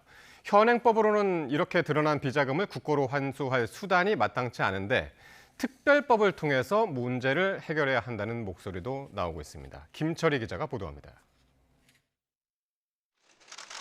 최태원 회장과 노소영 관장 사이 1조 4천억 원에 달하는 막대한 재산 분할이 이뤄진 배경에는 노태우 전 대통령이 SK 측에 전달했다는 비자금 300억 원이 있습니다. 노 전 대통령 부인 김옥숙 여사가 남긴 메모가 실체 인정에 결정적 역할을 한 거로 알려졌습니다. 실제 김 여사가 지난 1998년과 1999년 두 차례에 걸쳐 작성한 비자금 관련 메모에는 선경 300억이라는 글자가 쓰여 있는데 과거 수사와 재판에서 해당 메모에 적힌 액수대로 돈이 오간 사실이 밝혀진 것이 메모 신빙성을 높였습니다. 이렇게 드러난 비자금을 국고로 환수할 수 있을까? 관련 법이 존재하기 전인데다가 시효 등을 따져봐도 환수는 쉽지 않다는 게 대체적인 전망입니다. 행위가 있으면 어쨌든 처벌을 하게 돼 있긴 한데 이 행위 자체가 90년대 초반에 있었더라고요. 법리적으로 공소시효가 완성이 됐다라고 특별법 제정 등을 거치면 가능하다는 목소리도 있습니다. 국민 여론이 거세지면 친일 재산 귀속법과 같이 재산에 소급해 영향을 미칠 특별법을 만들 수 있지 않겠느냐는 겁니다. 우리 헌법 질서를 바로잡는 데 필요하다라는 여론이 일다면 충분히 특별법을 제정해서 재산 환수를 하는 방법이 가능할 것으로 보입니다. 만약 법이 만들어져 사실관계 규명이 시작되면 가사소송 판결문 외에도 관련자 조사나 증거 확인 등 추가 수사가 필요할 거로 보입니다. 다만 노 전 대통령과 최종현 선대회장 등 당사자들이 이미 세상을 뜬 만큼 한계가 있을 거란 지적도 나옵니다. YTN 김철입니다. 대한의사협회가 정부의 의대 증원에 맞서 개원의 또 의대 교수들과 함께 집단 행동에 나서기 위한 투표를 내일부터 나흘간 진행합니다. 가장 강력한 카드로 집단 휴진, 그러니까 총파업이 거론되고 있는데 정부는 일단 전공의들의 마음부터 되돌리기 위한 퇴로를 모색하고 있습니다. 윤성훈 기자의 보도입니다. 의사협회는 내일부터 나흘간 모든 회원을 대상으로 휴진 여부와 규모, 시기를 묻는 온라인 투표를 진행합니다. 또 5일엔 의대 교수들과 함께 연석 회의를 열고 이어 9일에는 대표자 회의를 통해 추가 대응 방안을 결정할 예정입니다. 의대 증원에 맞선 대규모 집단 행동을 앞두고 마지막 의견 수렴 절차에 나서는 셈입니다. 파급력을 키우기 위해 의대 교수뿐 아니라 개원이까지 집단 휴진에 참여시키는 게 의협의 목표입니다. 사실상 총파업을 통해 정부의 의료개혁 정책에 제동을 걸겠다는 겁니다. 6월부터 본격적으로 의료농단, 교육농단, 암환자고려장, 어르신고 의료고려장을 막는 의료농단에 대한 큰 싸움을 시작합니다. 정부는 갈등과 대립만 일으킬 뿐이라며 자제를 요청하면서도 개헌이들이 집단 행동에 나서면 필요한 조치를 하겠다고 경고했습니다. 집단 휴진 투표를 실시하고 대학 총장을 상대로 소송을 제기하는 것은 끝없는 갈등과 대립만을 촉발할 뿐입니다. 한편으론 유화책도 내놨습니다. 증언 백지화를 제외한 나머지 의료계의 요구사항을 수용할 수 있다며 특히 전공의들의 사직서 수리를 적극적으로 검토하고 있다고 밝혔습니다. 사직서 수리를 막지 않아 수련 병원을 떠난 전공의들이 일반의료 병원에 채용될 수 있도록 퇴로를 열어주겠다는 겁니다. 또 오는 9월 2일 예년처럼 의사 국가고시 시험을 치르기로 해 의사 면허 취득을 앞둔 의대생들의 수업 복귀를 유도했습니다. 의대생 여러분들은 의사로서 미래를 준비하는데 불이익이 없도록 조속히 수업에 복귀해 주시기 바랍니다. 일각에선 의사들의 집단행동 실효성에 대한 의문이 제기되는 가운데 실제 돌입 시 중증, 응급 환자의 피해가 집중될 것이란 우려도 나옵니다. YTN 윤성훈입니다. 6월 들어 전국 40개 의과대학 가운데 39곳이 개강을 했지만 학생들은 돌아오지 않고 있는 것으로 나타났습니다. 교육부는 오늘 기준 모두 39개 의과대학이 수업을 재개했다고 밝혔지만 학생들의 수업 참여율은 여전히 저조한 것으로 파악되고 있습니다. 학생들의 집단 유급 우려가 현실화되면서 전국 23개 대학 총장들은 내일 회의를 열고 학생 복귀 방안과 유급, 휴학 대책을 논의할 계획입니다. 서울시가 일과 생활의 균형을 지키고 출산과 양육 친화 제도를 시행하는 중소기업에 혜택을 줍니다. 직원이 육아휴직을 내면 대체 인력을 지원하고 또 일이 늘어난 동료에게는 별도의 수당을 챙겨주기로 했습니다. 차정윤 기자입니다. 임직원 40여 명 규모의 이 바이오 기업은 최근 난임휴직을 신설하고 재택근무제를 도입했습니다. 중소기업인 만큼 법정 의무는 아니지만 난임 시술로 어려움을 겪고 있는 직원들을 배려하기로 한 겁니다. 퇴사하려고 생각을 하더라고요. 너무 아이를 갖고 싶은데 회사 규정상 어쩔 수 없어서. 그래서 제가 난임 휴직 6개월을 줬습니다. 왜냐하면 그 난임의 과정이 굉장히 어렵다는 걸 잘 알고 있고요. 이같이 출산 양육 친화 제도를 시행하는 중소기업에 서울시가 응원수당, 대출 우대 등 파격적인 혜택을 제공하기로 했습니다. 출산 축하금이나 유연 근무제 등을 시행하면 기업에 포인트를 주고 쌓일수록 더 많은 혜택을 줘서 저출생 위기를 극복한다는 겁니다. 누적 포인트에 따라 혜택이 달라지는데 직원이 육아휴직을 쓰면 6개월간 대체할 인턴 비용을 지원해주거나 업무가 늘어난 동료에게 한 달에 30만 원 수당을 지급하는 내용 등이 포함됐습니다. 특히 남성 직원이 육아를 위해 휴가나 휴직 제도를 쓸 때는 포인트를 2배 더 주기로 했습니다. 실제 현장에서 하나라도 일생활 균형 문화가 조금 많이 확산될 수 있도록 저희가 준비한 제도입니다. 시는 중소기업의 참여를 높이기 위해 아이돌봄 서비스 등 추가적인 혜택을 확대한다는 계획입니다. YTN 차정은입니다. 네, 지금 보신 것처럼 국가적 화두가 된 저출생 문제를 해결하기 위해 정치권 그리고 지방자치단체 등이 저마다의 대책을 내놓고 있습니다. 그런데 최근 국책연구기관인 한국조세재정연구원이 내놓은 조언이 논란이 됐는데요. 어떤 내용인지 화면으로 함께 보시죠. 네, 조세현이 지난달 30일에 내놓은 보고서입니다. 저출생 해결을 위한 대책을 제시했는데 이 내용이 황당하기만 합니다. 논란이 된 건 바로 여학생 1년 조기 입학, 남녀 만남 주선 등의 방안이었습니다. 내용을 자세히 살펴보면 남성의 발달 정도가 여성의 발달 정도보다 느리기 때문에 여성을 1년 조기 입학시키면 결혼 정년기 남녀가 서로 매력을 느낄 수 있다고 주장했습니다. 또 이성교제 성공을 위해 국가가 만남을 주선해주고 사교성을 개선해주거나 자기개발을 지원해주는 정책도 제안했습니다. 보고서에 담긴 황당한 조언은 더 있었습니다. 생산 가능 인구를 늘리기 위한 방안인데 노령층의 은퇴 이민을 대책으로 내놨습니다. 청장년층 등 생산 가능 인구를 늘리기 위해 노인 은퇴 이민을 제안한 겁니다. 노령층이 물가가 저렴하고 기후가 온화한 국가로 이주해서 노후를 보낸다면 생산 가능 인구 비중을 양적으로 높일 수 있다고 주장했습니다. 이런 황당한 제안이 담긴 보고서에 비판이 쏟아지고 있는데요. 국책연구기관이 오히려 더 차별적인 방안을 내놓고 있다. 또 아이를 낳기 위해 학교를 1년 일찍 보내는 건 말이 되지 않는다. 결국 여성과 노인에 대한 인권을 침해하는 발상이라는 지적이 이어졌습니다.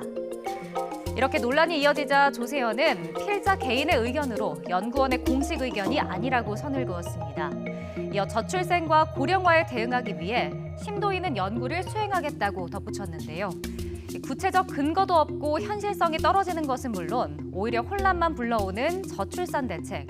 정부가 저출생 문제를 국가 비상사태로 여기며 저출생 대응 기획부까지 신설하겠다고 밝힌 상황에서 이제는 섣부르고 설익은 대책이 아니라 손에 잡히는 현실적인 대책 수립이 절실한 때입니다.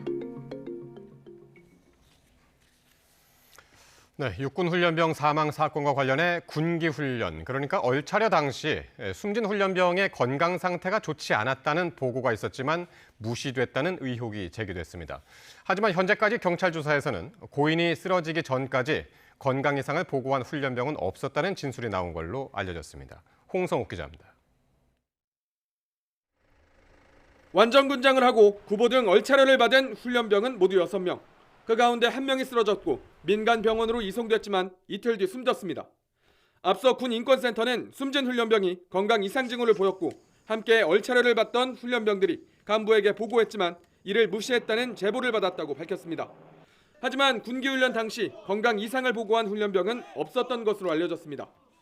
동료 훈련병들은 경찰 조사에서 군기훈련으로 모두 힘든 상태라 동료의 건강 징후를 살필 여유가 없었다고 밝혔습니다.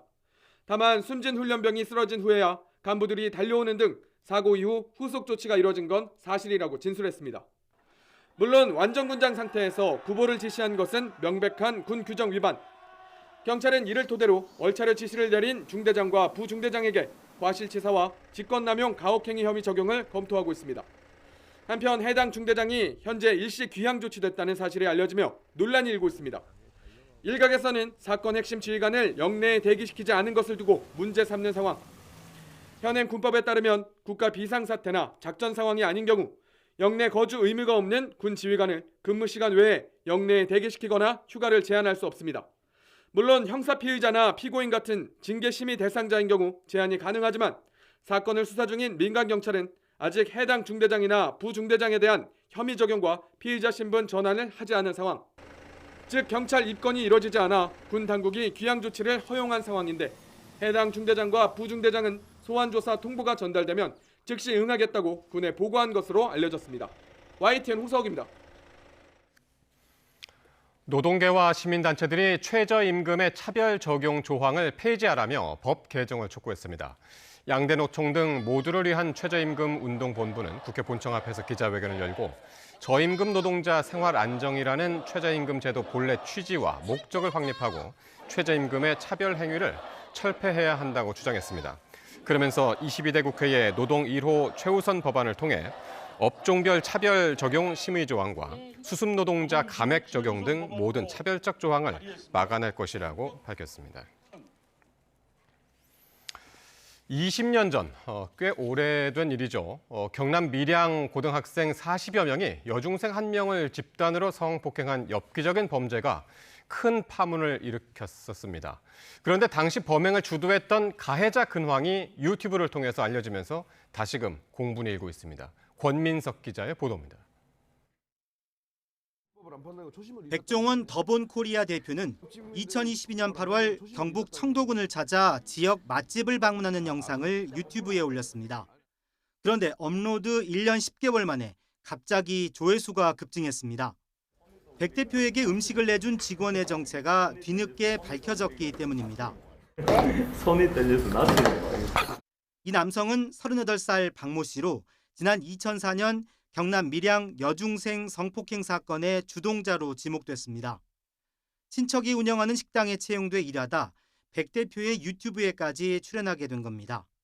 박 씨를 찾아낸 유튜버는 박 씨의 SNS 계정도 추적해 근황을 공개했습니다. 딸 인생의 걸림돌을 모두 없애주겠다. 가장 믿음직한 아빠가 되겠다는 다짐이 눈에 띕니다. 이런 사실이 알려지자 누리꾼들은 파렴치범을 왜 직원으로 썼는지 해명하란 항의를 쏟아냈습니다. 식당 측은 친척인 박 씨가 애원해 일하게 됐다며 채용 자체가 범죄는 아니라고 항변했습니다. 그럼에도 누리꾼들은 식당 지적도를 확인해 무허가 건물일 수 있다는 의혹을 제기하거나 항의성 트럭 시위를 예고하는 등 분노를 감추지 못하고 있습니다. 이른바 사적 제재 논란에도 불구하고 박 씨를 저격한 유튜브 영상 역시 큰 반향을 일으키고 있습니다. 박 씨 등 밀양 고등학생 44명이 1년간 울산 여중생을 무자비하게 성폭행하고도 제대로 처벌받지 않은 점도 거듭 회자되고 있습니다. 당시 피의자 10명이 기소되고 20명이 소년부로 송치됐지만 한 명도 전과 기록이 남는 형사처벌을 받진 않은 것으로 전해졌습니다. 그냥 만나갖고 그냥 같이 놀다가 자취방 가고 그래 됐는데. 사건 피해자의 현재는 알려지지 않은 가운데 주동자 박 씨와 식당 측은 황급히 SNS 계정을 닫았지만 당분간 여진이 이어질 전망입니다. YTN 권민석입니다. 이번엔 21년 전 일입니다. 전남 진도에서 보험금을 노리고 차량을 저수지에 빠뜨려 아내를 살해한 죄로 복역하던 60대 무기수가 있습니다. 우여곡절 끝에 21년 만에 재심 결정이 내려지면서 현장 검증이 열렸는데요. 쟁점은 차량이 저수지에 빠진 게 과연 운전자의 고의냐 아니면 실수냐입니다. 보도에 나현호 기자입니다. 1톤 화물차가 도로를 따라 일정한 속도로 주행하다가 저수지 앞에서 멈춰섭니다. 검사와 변호인 그리고 법원 직원까지 번갈아 운전대를 잡고 같은 길을 수차례 반복해 달립니다. 21년 전인 지난 2003년 7월 보험금을 노리고 차량을 저수지에 빠뜨려 동승자인 아내를 숨지게 한 사건의 재심 현장 검증입니다. 이번 현장 검증은 당시 사고가 운전자 고의로 일어난 건지 아니면 졸음운전에 의한 것인지가 쟁점이었습니다. 변호인은 단순히 운전자가 졸아서 사고가 났다고 주장하고 있습니다. 그 근거로 일부러 운전대를 조작하지 않아도 일정한 속도로 도로를 달린다면 저수지 사고 지점으로 차량이 추락한다는 것을 강조합니다. 저수지에 추락한 장소에 조양 없이 지금 직선도로의 진행 방향 그대로 주행했을 때도 추락 지점에 또는 추락 지점의 부근에 다다를 수 있다라는 게 저희 입증이었습니다. 이는 저수지 앞 도로와 일직선상에 있는 수중에서 추락한 차량을 발견했다는 당시 잠수부 진술과도 일치합니다. 도로의 진행 방향에서 바로 직선으로 그어서 한번 수색을 해보자. 좌표가 흔들리지 않는 범위에서 가는데 한 번에 20여 미터, 30m 사이에서 발견이 됐던 것입니다. 반면 검찰은 운전자가 일부러 운전대를 틀어서 차량을 저수지에 빠뜨렸다는 주장을 이어가고 있습니다. 추락 지점까지 도로 높낮이가 심하고 좌우로 구분 구간이 반복돼 졸음운전은 타당하지 않다고 보고 있습니다. 21년 전 사고를 놓고 여러 차례 기각된 끝에 변호인과 전직 경찰관의 도움으로 재심이 열렸지만 정작 피고인은 지난 4월 급성 백혈병 치료 도중 숨졌습니다. YTN 나연호입니다. 국민의힘이 차기 지도부를 선출하는 전당대회 시점을 파리올림픽 전인 다음 달 25일로 잠정 결정했습니다. 이에 맞춰 전대룰 개정 문제 논의에도 속도가 붙을 전망인데 한동훈 전 비대위원장의 등판 가능성에도 관심이 집중되고 있습니다. 임성재 기자가 보도합니다. 국민의힘 황우여 비상대책위원장이 차기 지도부를 뽑는 전당대회 시점을 구체적으로 언급했습니다.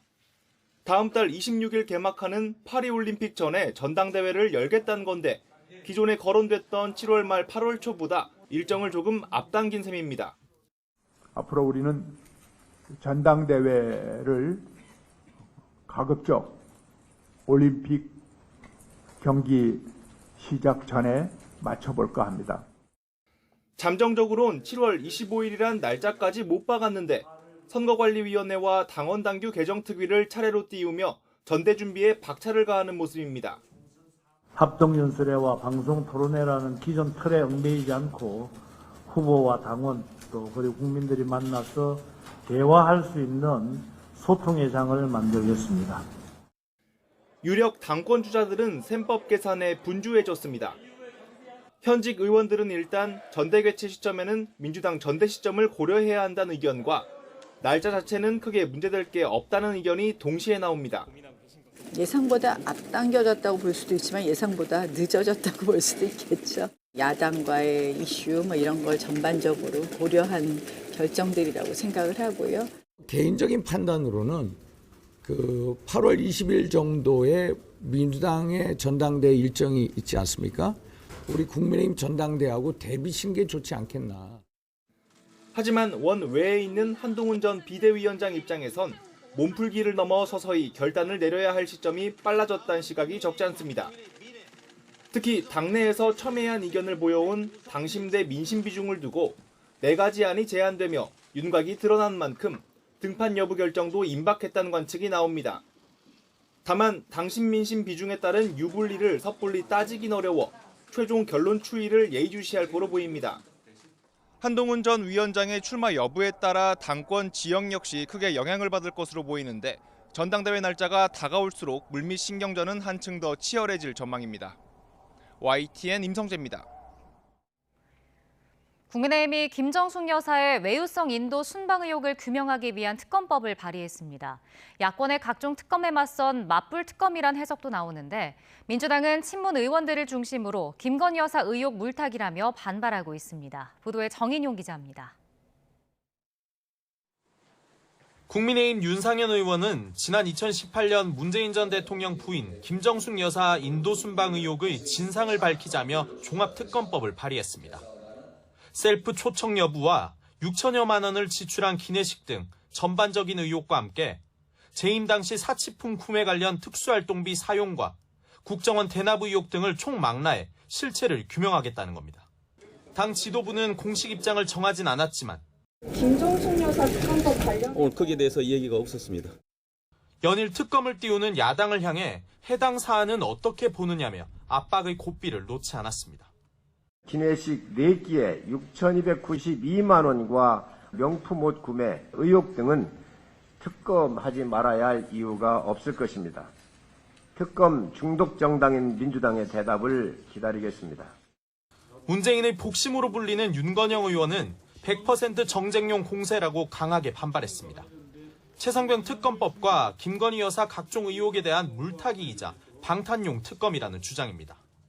네, 한마디로 저질 정치 공세라고 생각을 합니다. 처음에는 김정숙 여사 초청장이 없다고 난리를 치다가 대통령 기록관에서 초청장이 있다고 하니까 이제 기내식으로 트집을 잡는 건데요.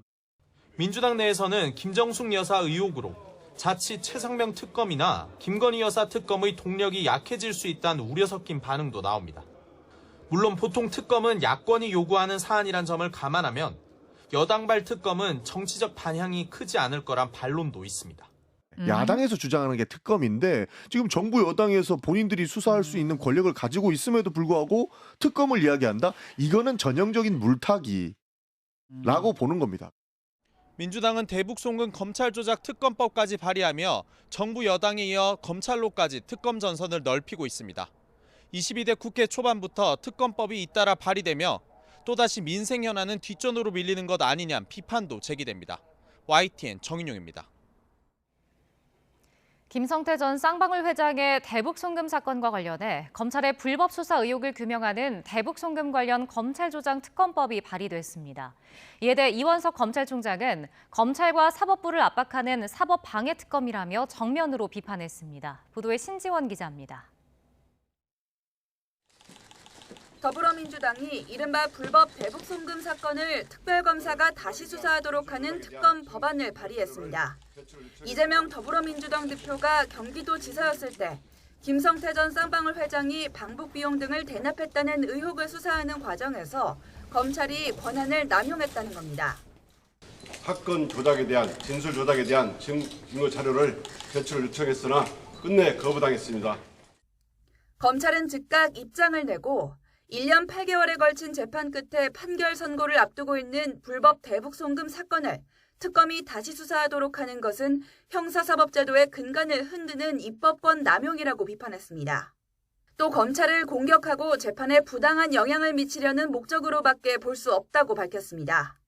이원석 검찰총장도 직접 국회를 겨냥해 날선 발언을 쏟아냈습니다.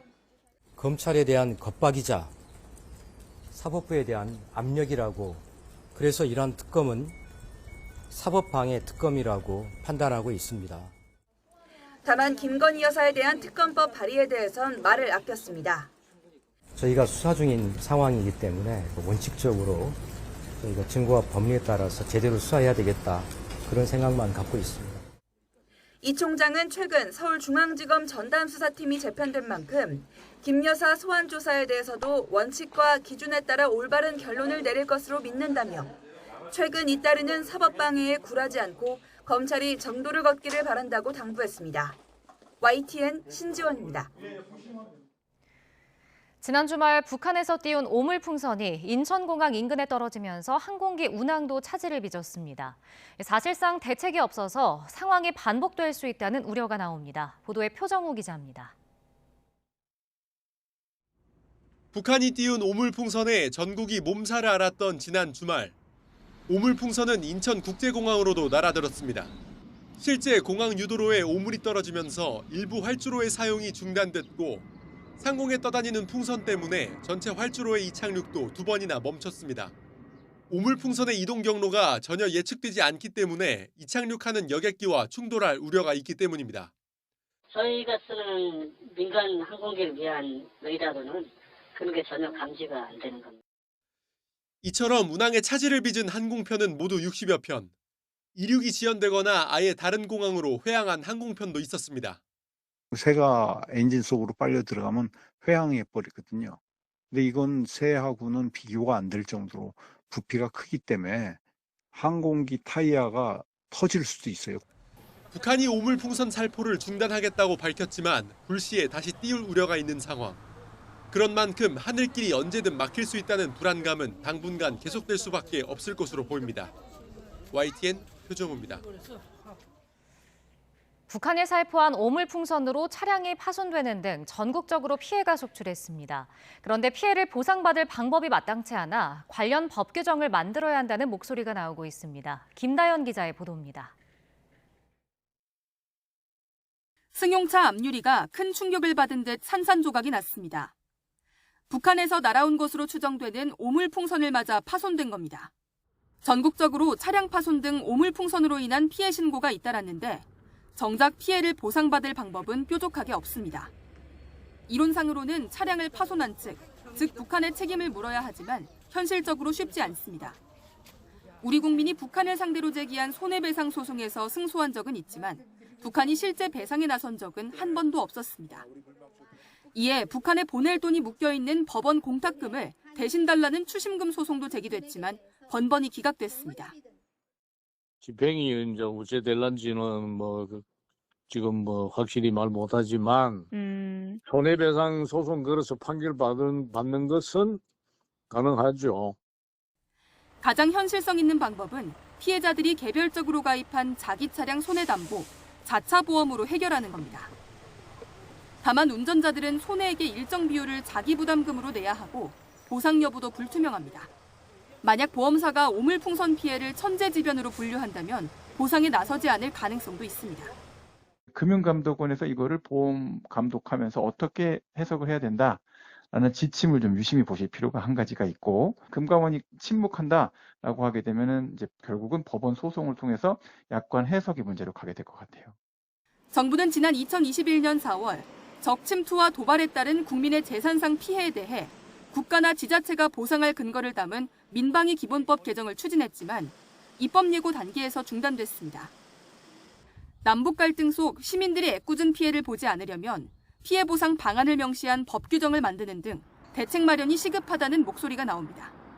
YTN 김다현입니다. 정부가 북한의 GPS 전파교란 공격에 대해 국민의 안전을 위협하는 명백한 도발로 보고 국제기구에 문제를 제기하는 방안 등을 검토하고 있습니다. 이성준 합참 공보실장은 정례 브리핑에서 북한의 GPS 교란 공격에 대해 국제법을 위반하는 행위로서 아마 국제적으로도 조치가 이뤄질 것으로 예상한다고 밝혔고, 한 외교 소식통도 여러 방안을 검토 중이라고 말했습니다. 정부는 앞서 지난 2016년 3월에도 북한이 GPS 전파 교란 공격을 하자 주 UN 한국 대표부를 통해 이를 규탄하는 서한을 UN 안전보장이사회 의장 앞으로 보내 안보리 문서를 회람할 것을 요청한 바 있습니다.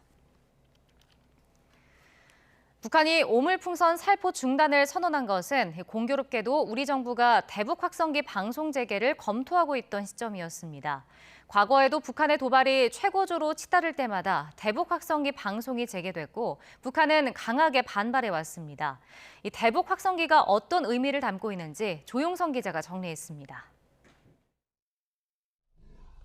지난 2016년 1월 북한이 외신의 취재를 허가했을 당시 비무장지대 영상입니다. 태극기가 걸린 남한 쪽 초소가 보이고 대북 확성기를 통해 가요가 흘러나옵니다.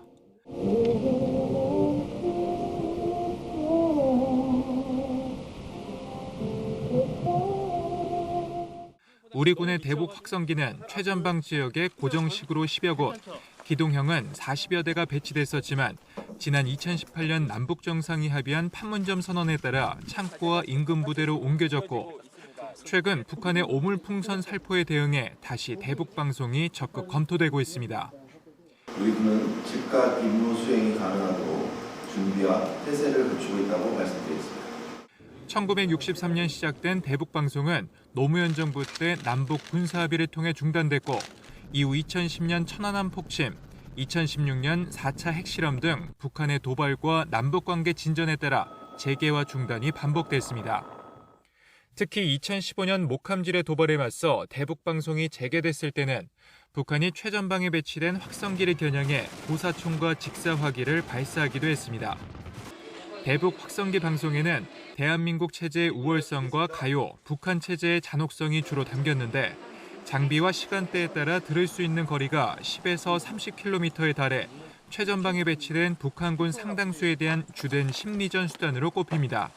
김정은 위원장에 대한 부정적인 내용들을 주로 담아서 방송하기 때문에 상당히 부담스러워하는 것이고 또 북한 청년들이 쉽게 동화될 수 있는 그런 음악이랄지 그런 내용들을 담고 있기 때문에 상당히 부담스럽게 느끼는 것은 사실입니다. 북한이 갑작스레 오물풍선 살포 중단을 선언한 배경에는 대북 확성기 방송이 최근 강조하고 있는 김정은 우상화 작업과 사상무장을 해칠 수 있다는 우려가 깔린 것이라는 분석이 나옵니다. YTN 조용성입니다. 부산에서 승용차가 차량용 승강기로 돌진해 문을 부수고 10m 이상 추락하는 사고가 났습니다.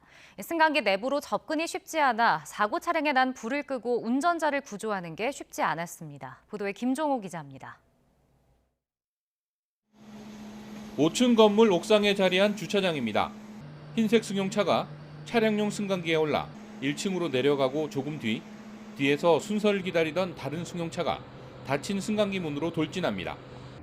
문이 부서지면서 승용차는 순식간에 아래로 사라집니다. 당시 차량용 승강기가 1층에 멈춰 있어서 승용차는 승강기 바로 위 2층 높이까지 추락했습니다. 승강기 내부와 부딪히면서 차량에 불까지 붙은 상황. 큰 충격음이 났지만 승강기 통로 안으로 떨어진 차량이 밖에서는 잘 보이지 않았습니다. 제법 소리가 컸어요. 쾅 하는 소리에 엘리베이터 입구에서 좀 물체가 쪼르르 늘뛰더라고. 그래서 내가 아하에 무슨 사고 났다. 진화와 구조 작업도 쉽지 않았습니다. 기계식 주차장이니까 접근하기가 곤란했습니다. 근접 시간 내에 차량 화재가 발생했습니다. 구조 대상자를 구조하기가 상당히 애로점이 있었습니다. 다행히 운전자는 심하게 다치지 않은 거로 알려졌습니다. 경찰은 승용차가 왜 닫힌 승강기 문으로 달려갔는지 조사 중입니다. YTN 김종호입니다.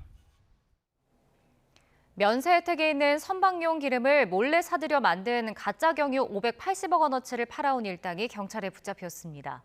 경찰 조사 결과 이들은 전국 25개 주유소를 운영하면서 선박용 기름의 색상을 정상 경유처럼 바꾸기 위한 신종 수법까지 동원한 것으로 드러났습니다. 보도에 이상곤 기자입니다. 주유소 사무실에 경찰이 들이닥쳐 영장을 집행합니다. 석유 및 석유 대출관리사업법 위반으로 지금 이 기간 현재 시간 체포를 기소합니다. 값싼 선박용 경유를 빼돌려 가짜 경유를 만들어 판매해온 혐의로 전북 지역 조직폭력배 등 일당이 경찰에 붙잡혔습니다. 1년여 동안 전국 25개 주유소를 직접 운영하며 가짜 경유 4,200만 리터, 시가 580억 원 상당을 유통해온 혐의입니다. 경찰은 피의자들이 붉은색을 띠는 선박용 기름에 이 화학약품을 섞어 정상 경유처럼 색상을 바꿨다고 설명했습니다. 이는 여과장치를 통해 색상을 바꾸는 기존 방식보다 시간과 비용을 절약할 수 있는 새로운 수법이라고 경찰은 밝혔습니다. 배에 사용되는 기름은 세금이 면제돼 일반 경유의 절반 가격인데 환경오염과 엔진 수명 단축 등의 이유로 자동차에는 사용할 수 없습니다. 한국석유관리원이 피의자들이 만든 가짜 석유를 분석한 결과 황성분이 기준치의 32배에 이르는 318 ppm이 검출됐습니다. 미세먼지 발생이 최대 63배까지도 올라갈 수 있습니다. 그리고 대기 환경에 영향을 주는 일산화탄소, 질소산화물, 탄화수소 등의 배출이 최대 70% 이상 증가할 수 있습니다. 이들은 고수익을 보장한다며 투자자들을 모집한 뒤 항구에 정박 중인 대형 선박 선장들로부터 기름을 빼돌리는 등 치밀하게 범행을 이어온 것으로 조사됐습니다. 경찰은 이번 사건을 계기로 신종 제조수법이 최초 확인된 만큼 유관기관과 긴밀히 협의하여 단속을 강화하고 관련 대책을 마련할 예정입니다. 경찰은 40대 총책 등 9명은 구속 상태로 나머지 29명은 불구속 상태로 검찰에 넘겼습니다. 또 범죄 수익 꿈으로 압수한 12억 원을 기소 전 몰수 보존하고 범죄단체 조직 혐의를 적용하기 위한 수사를 이어가고 있습니다. YTN 이상군입니다. 1989년 6월 4일에 발생한天安门 사태 35주년을 앞두고 중국 현지에서 긴장감이 감돌고 있습니다. 당국의 삼엄한 통제 속에 추모 활동은 해외로 퍼져나가는 양상입니다. 베이징에서 강정규 특파원입니다.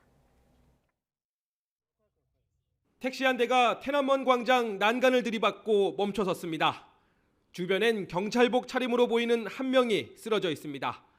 지난달 28일 옛 트위터 X에 올라온 영상으로 중국 인터넷에선 찾아볼 수 없는 장면입니다.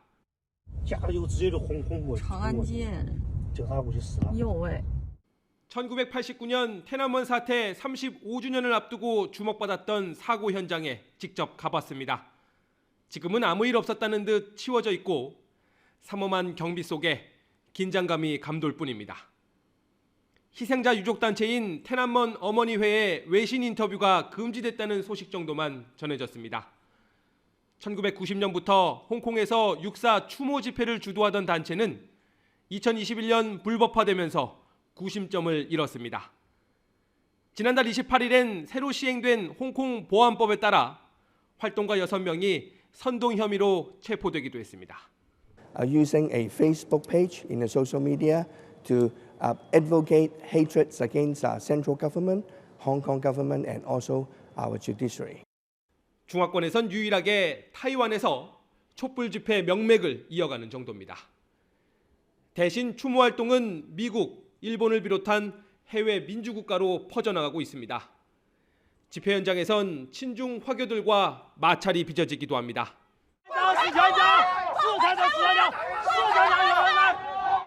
영국 런던에선 육사를 뜻하는 은어인 5월 35일이란 제목의 연극이 영어로 무대에 오릅니다.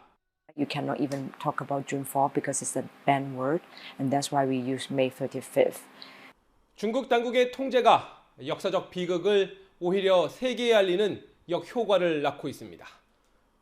베이징에서 YTN 강정규입니다.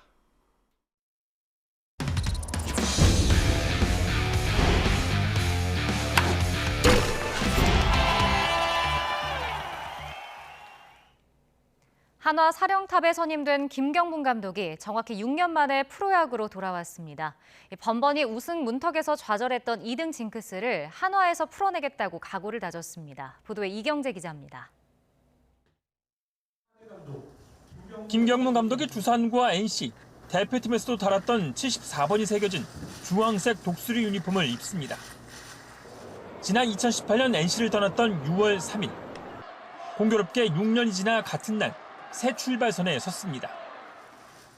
2008년 베이징에서 금메달을 합작했던 류현진이 다시 만난 스승에게 꽃다발을 전했습니다. 행운의 7과 애군의 4.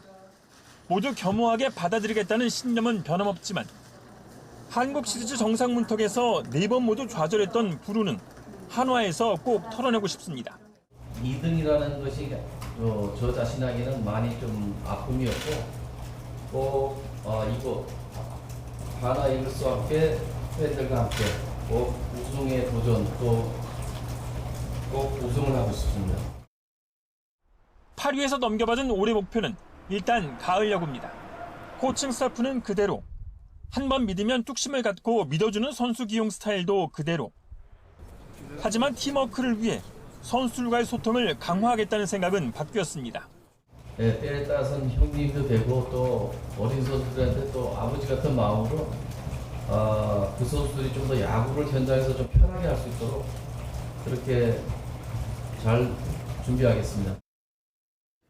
김경문 감독은 선수들과 처음 만난 자리에서도 개인이 아닌 팀을 가장 먼저 강조했습니다.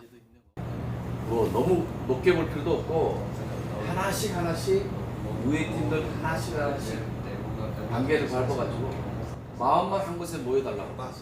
그러면 우리가 지금보다는 우회 갈 수 있다. 오케이? 하지만 김 감독 앞에 놓인 현실은 만만치 않습니다. 한화는 2010년 이후 5명의 감독이 성적 때문에 중간에 옷을 벗었고 최근 5년 동안 최하위 3번에 2번은 9위에 머물렀습니다.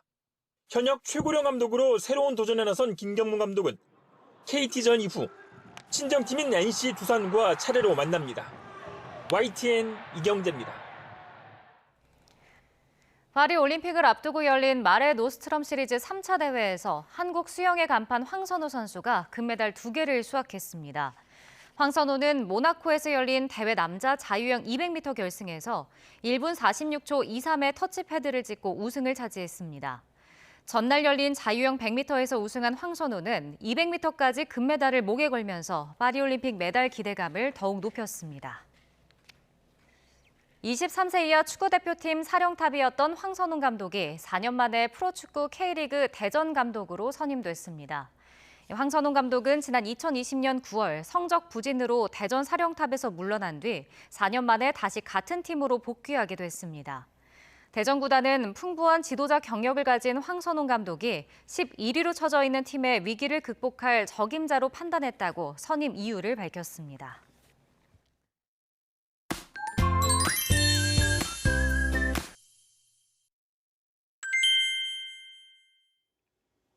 와, 여름은 여름이에요. 오늘 보니까 제법 덥더라고요. 네, 오늘 특히 서쪽 지방에서는 예년 기온을 웃돈 곳도 많았거든요. 아, 그렇죠. 어쩐지 제가 그리고 밖에서 보니까 햇볕이 뜨거우니까 더 덥게 느껴지더라고요. 정말 아이스 커피와 시원한 맥주 생각이 간절했습니다. 네, 아이스 커피랑 시원한 맥주 생각만 해도 시원해지는 것 같은데요. 하지만 많이 마실 경우 이뇨작용 때문에 몸에 수분이 빠져나가게 됩니다. 따라서 더위를 식히고 수분도 보충하려면 적당히 물과 함께 드시는 것이 좋겠습니다. 아, 그렇죠. 뭐든 적당한 게 좋죠. 또 설탕이 많이 들어간 탄산 음료 역시 탈수를 유발할 수 있기 때문에 많이 마시지 않는 것이 좋다고 하더라고요. 그러면은 탄산수는 어떨까요? 네, 탄산수는 수분 보충에 도움이 됩니다. 하지만 많이 마시면 치아가 부식될 수 있기 때문에 주의를 하는 것이 좋겠습니다. 이번에는 날씨 알아볼까요? 네, 내일도 맑은 하늘 아래 볕이 강하게 내리쬐면서 기온이 크게 오르겠습니다. 서울과 광주 낮 기온이 29도까지 오르는 등 오늘과 비슷하거나 조금 더 덥겠습니다. 다만 여전히 일교차가 크게 벌어지는 만큼 옷차림에 유의하셔야겠습니다. 네, 내일 하늘은 대체로 맑겠습니다. 다만 아침까지 남부지방을 중심으로는 안개가 짙게 끼겠고요. 낮 동안에는 전국적으로 자외선이 무척 강하겠습니다. 남은 한 주간 낮더위가 계속되는 가운데 곳곳에 소나기가 자주 내릴 전망입니다. 지금까지 날씨 캔버스의 김수연, 원희다였습니다. 네, YTN 뉴스나이트 월요일 순서 모두 마칩니다. 저희는 내일 밤 9시 반에 새로운 이슈들과 함께 다시 찾아뵙겠습니다. 시청해주신 여러분 고맙습니다.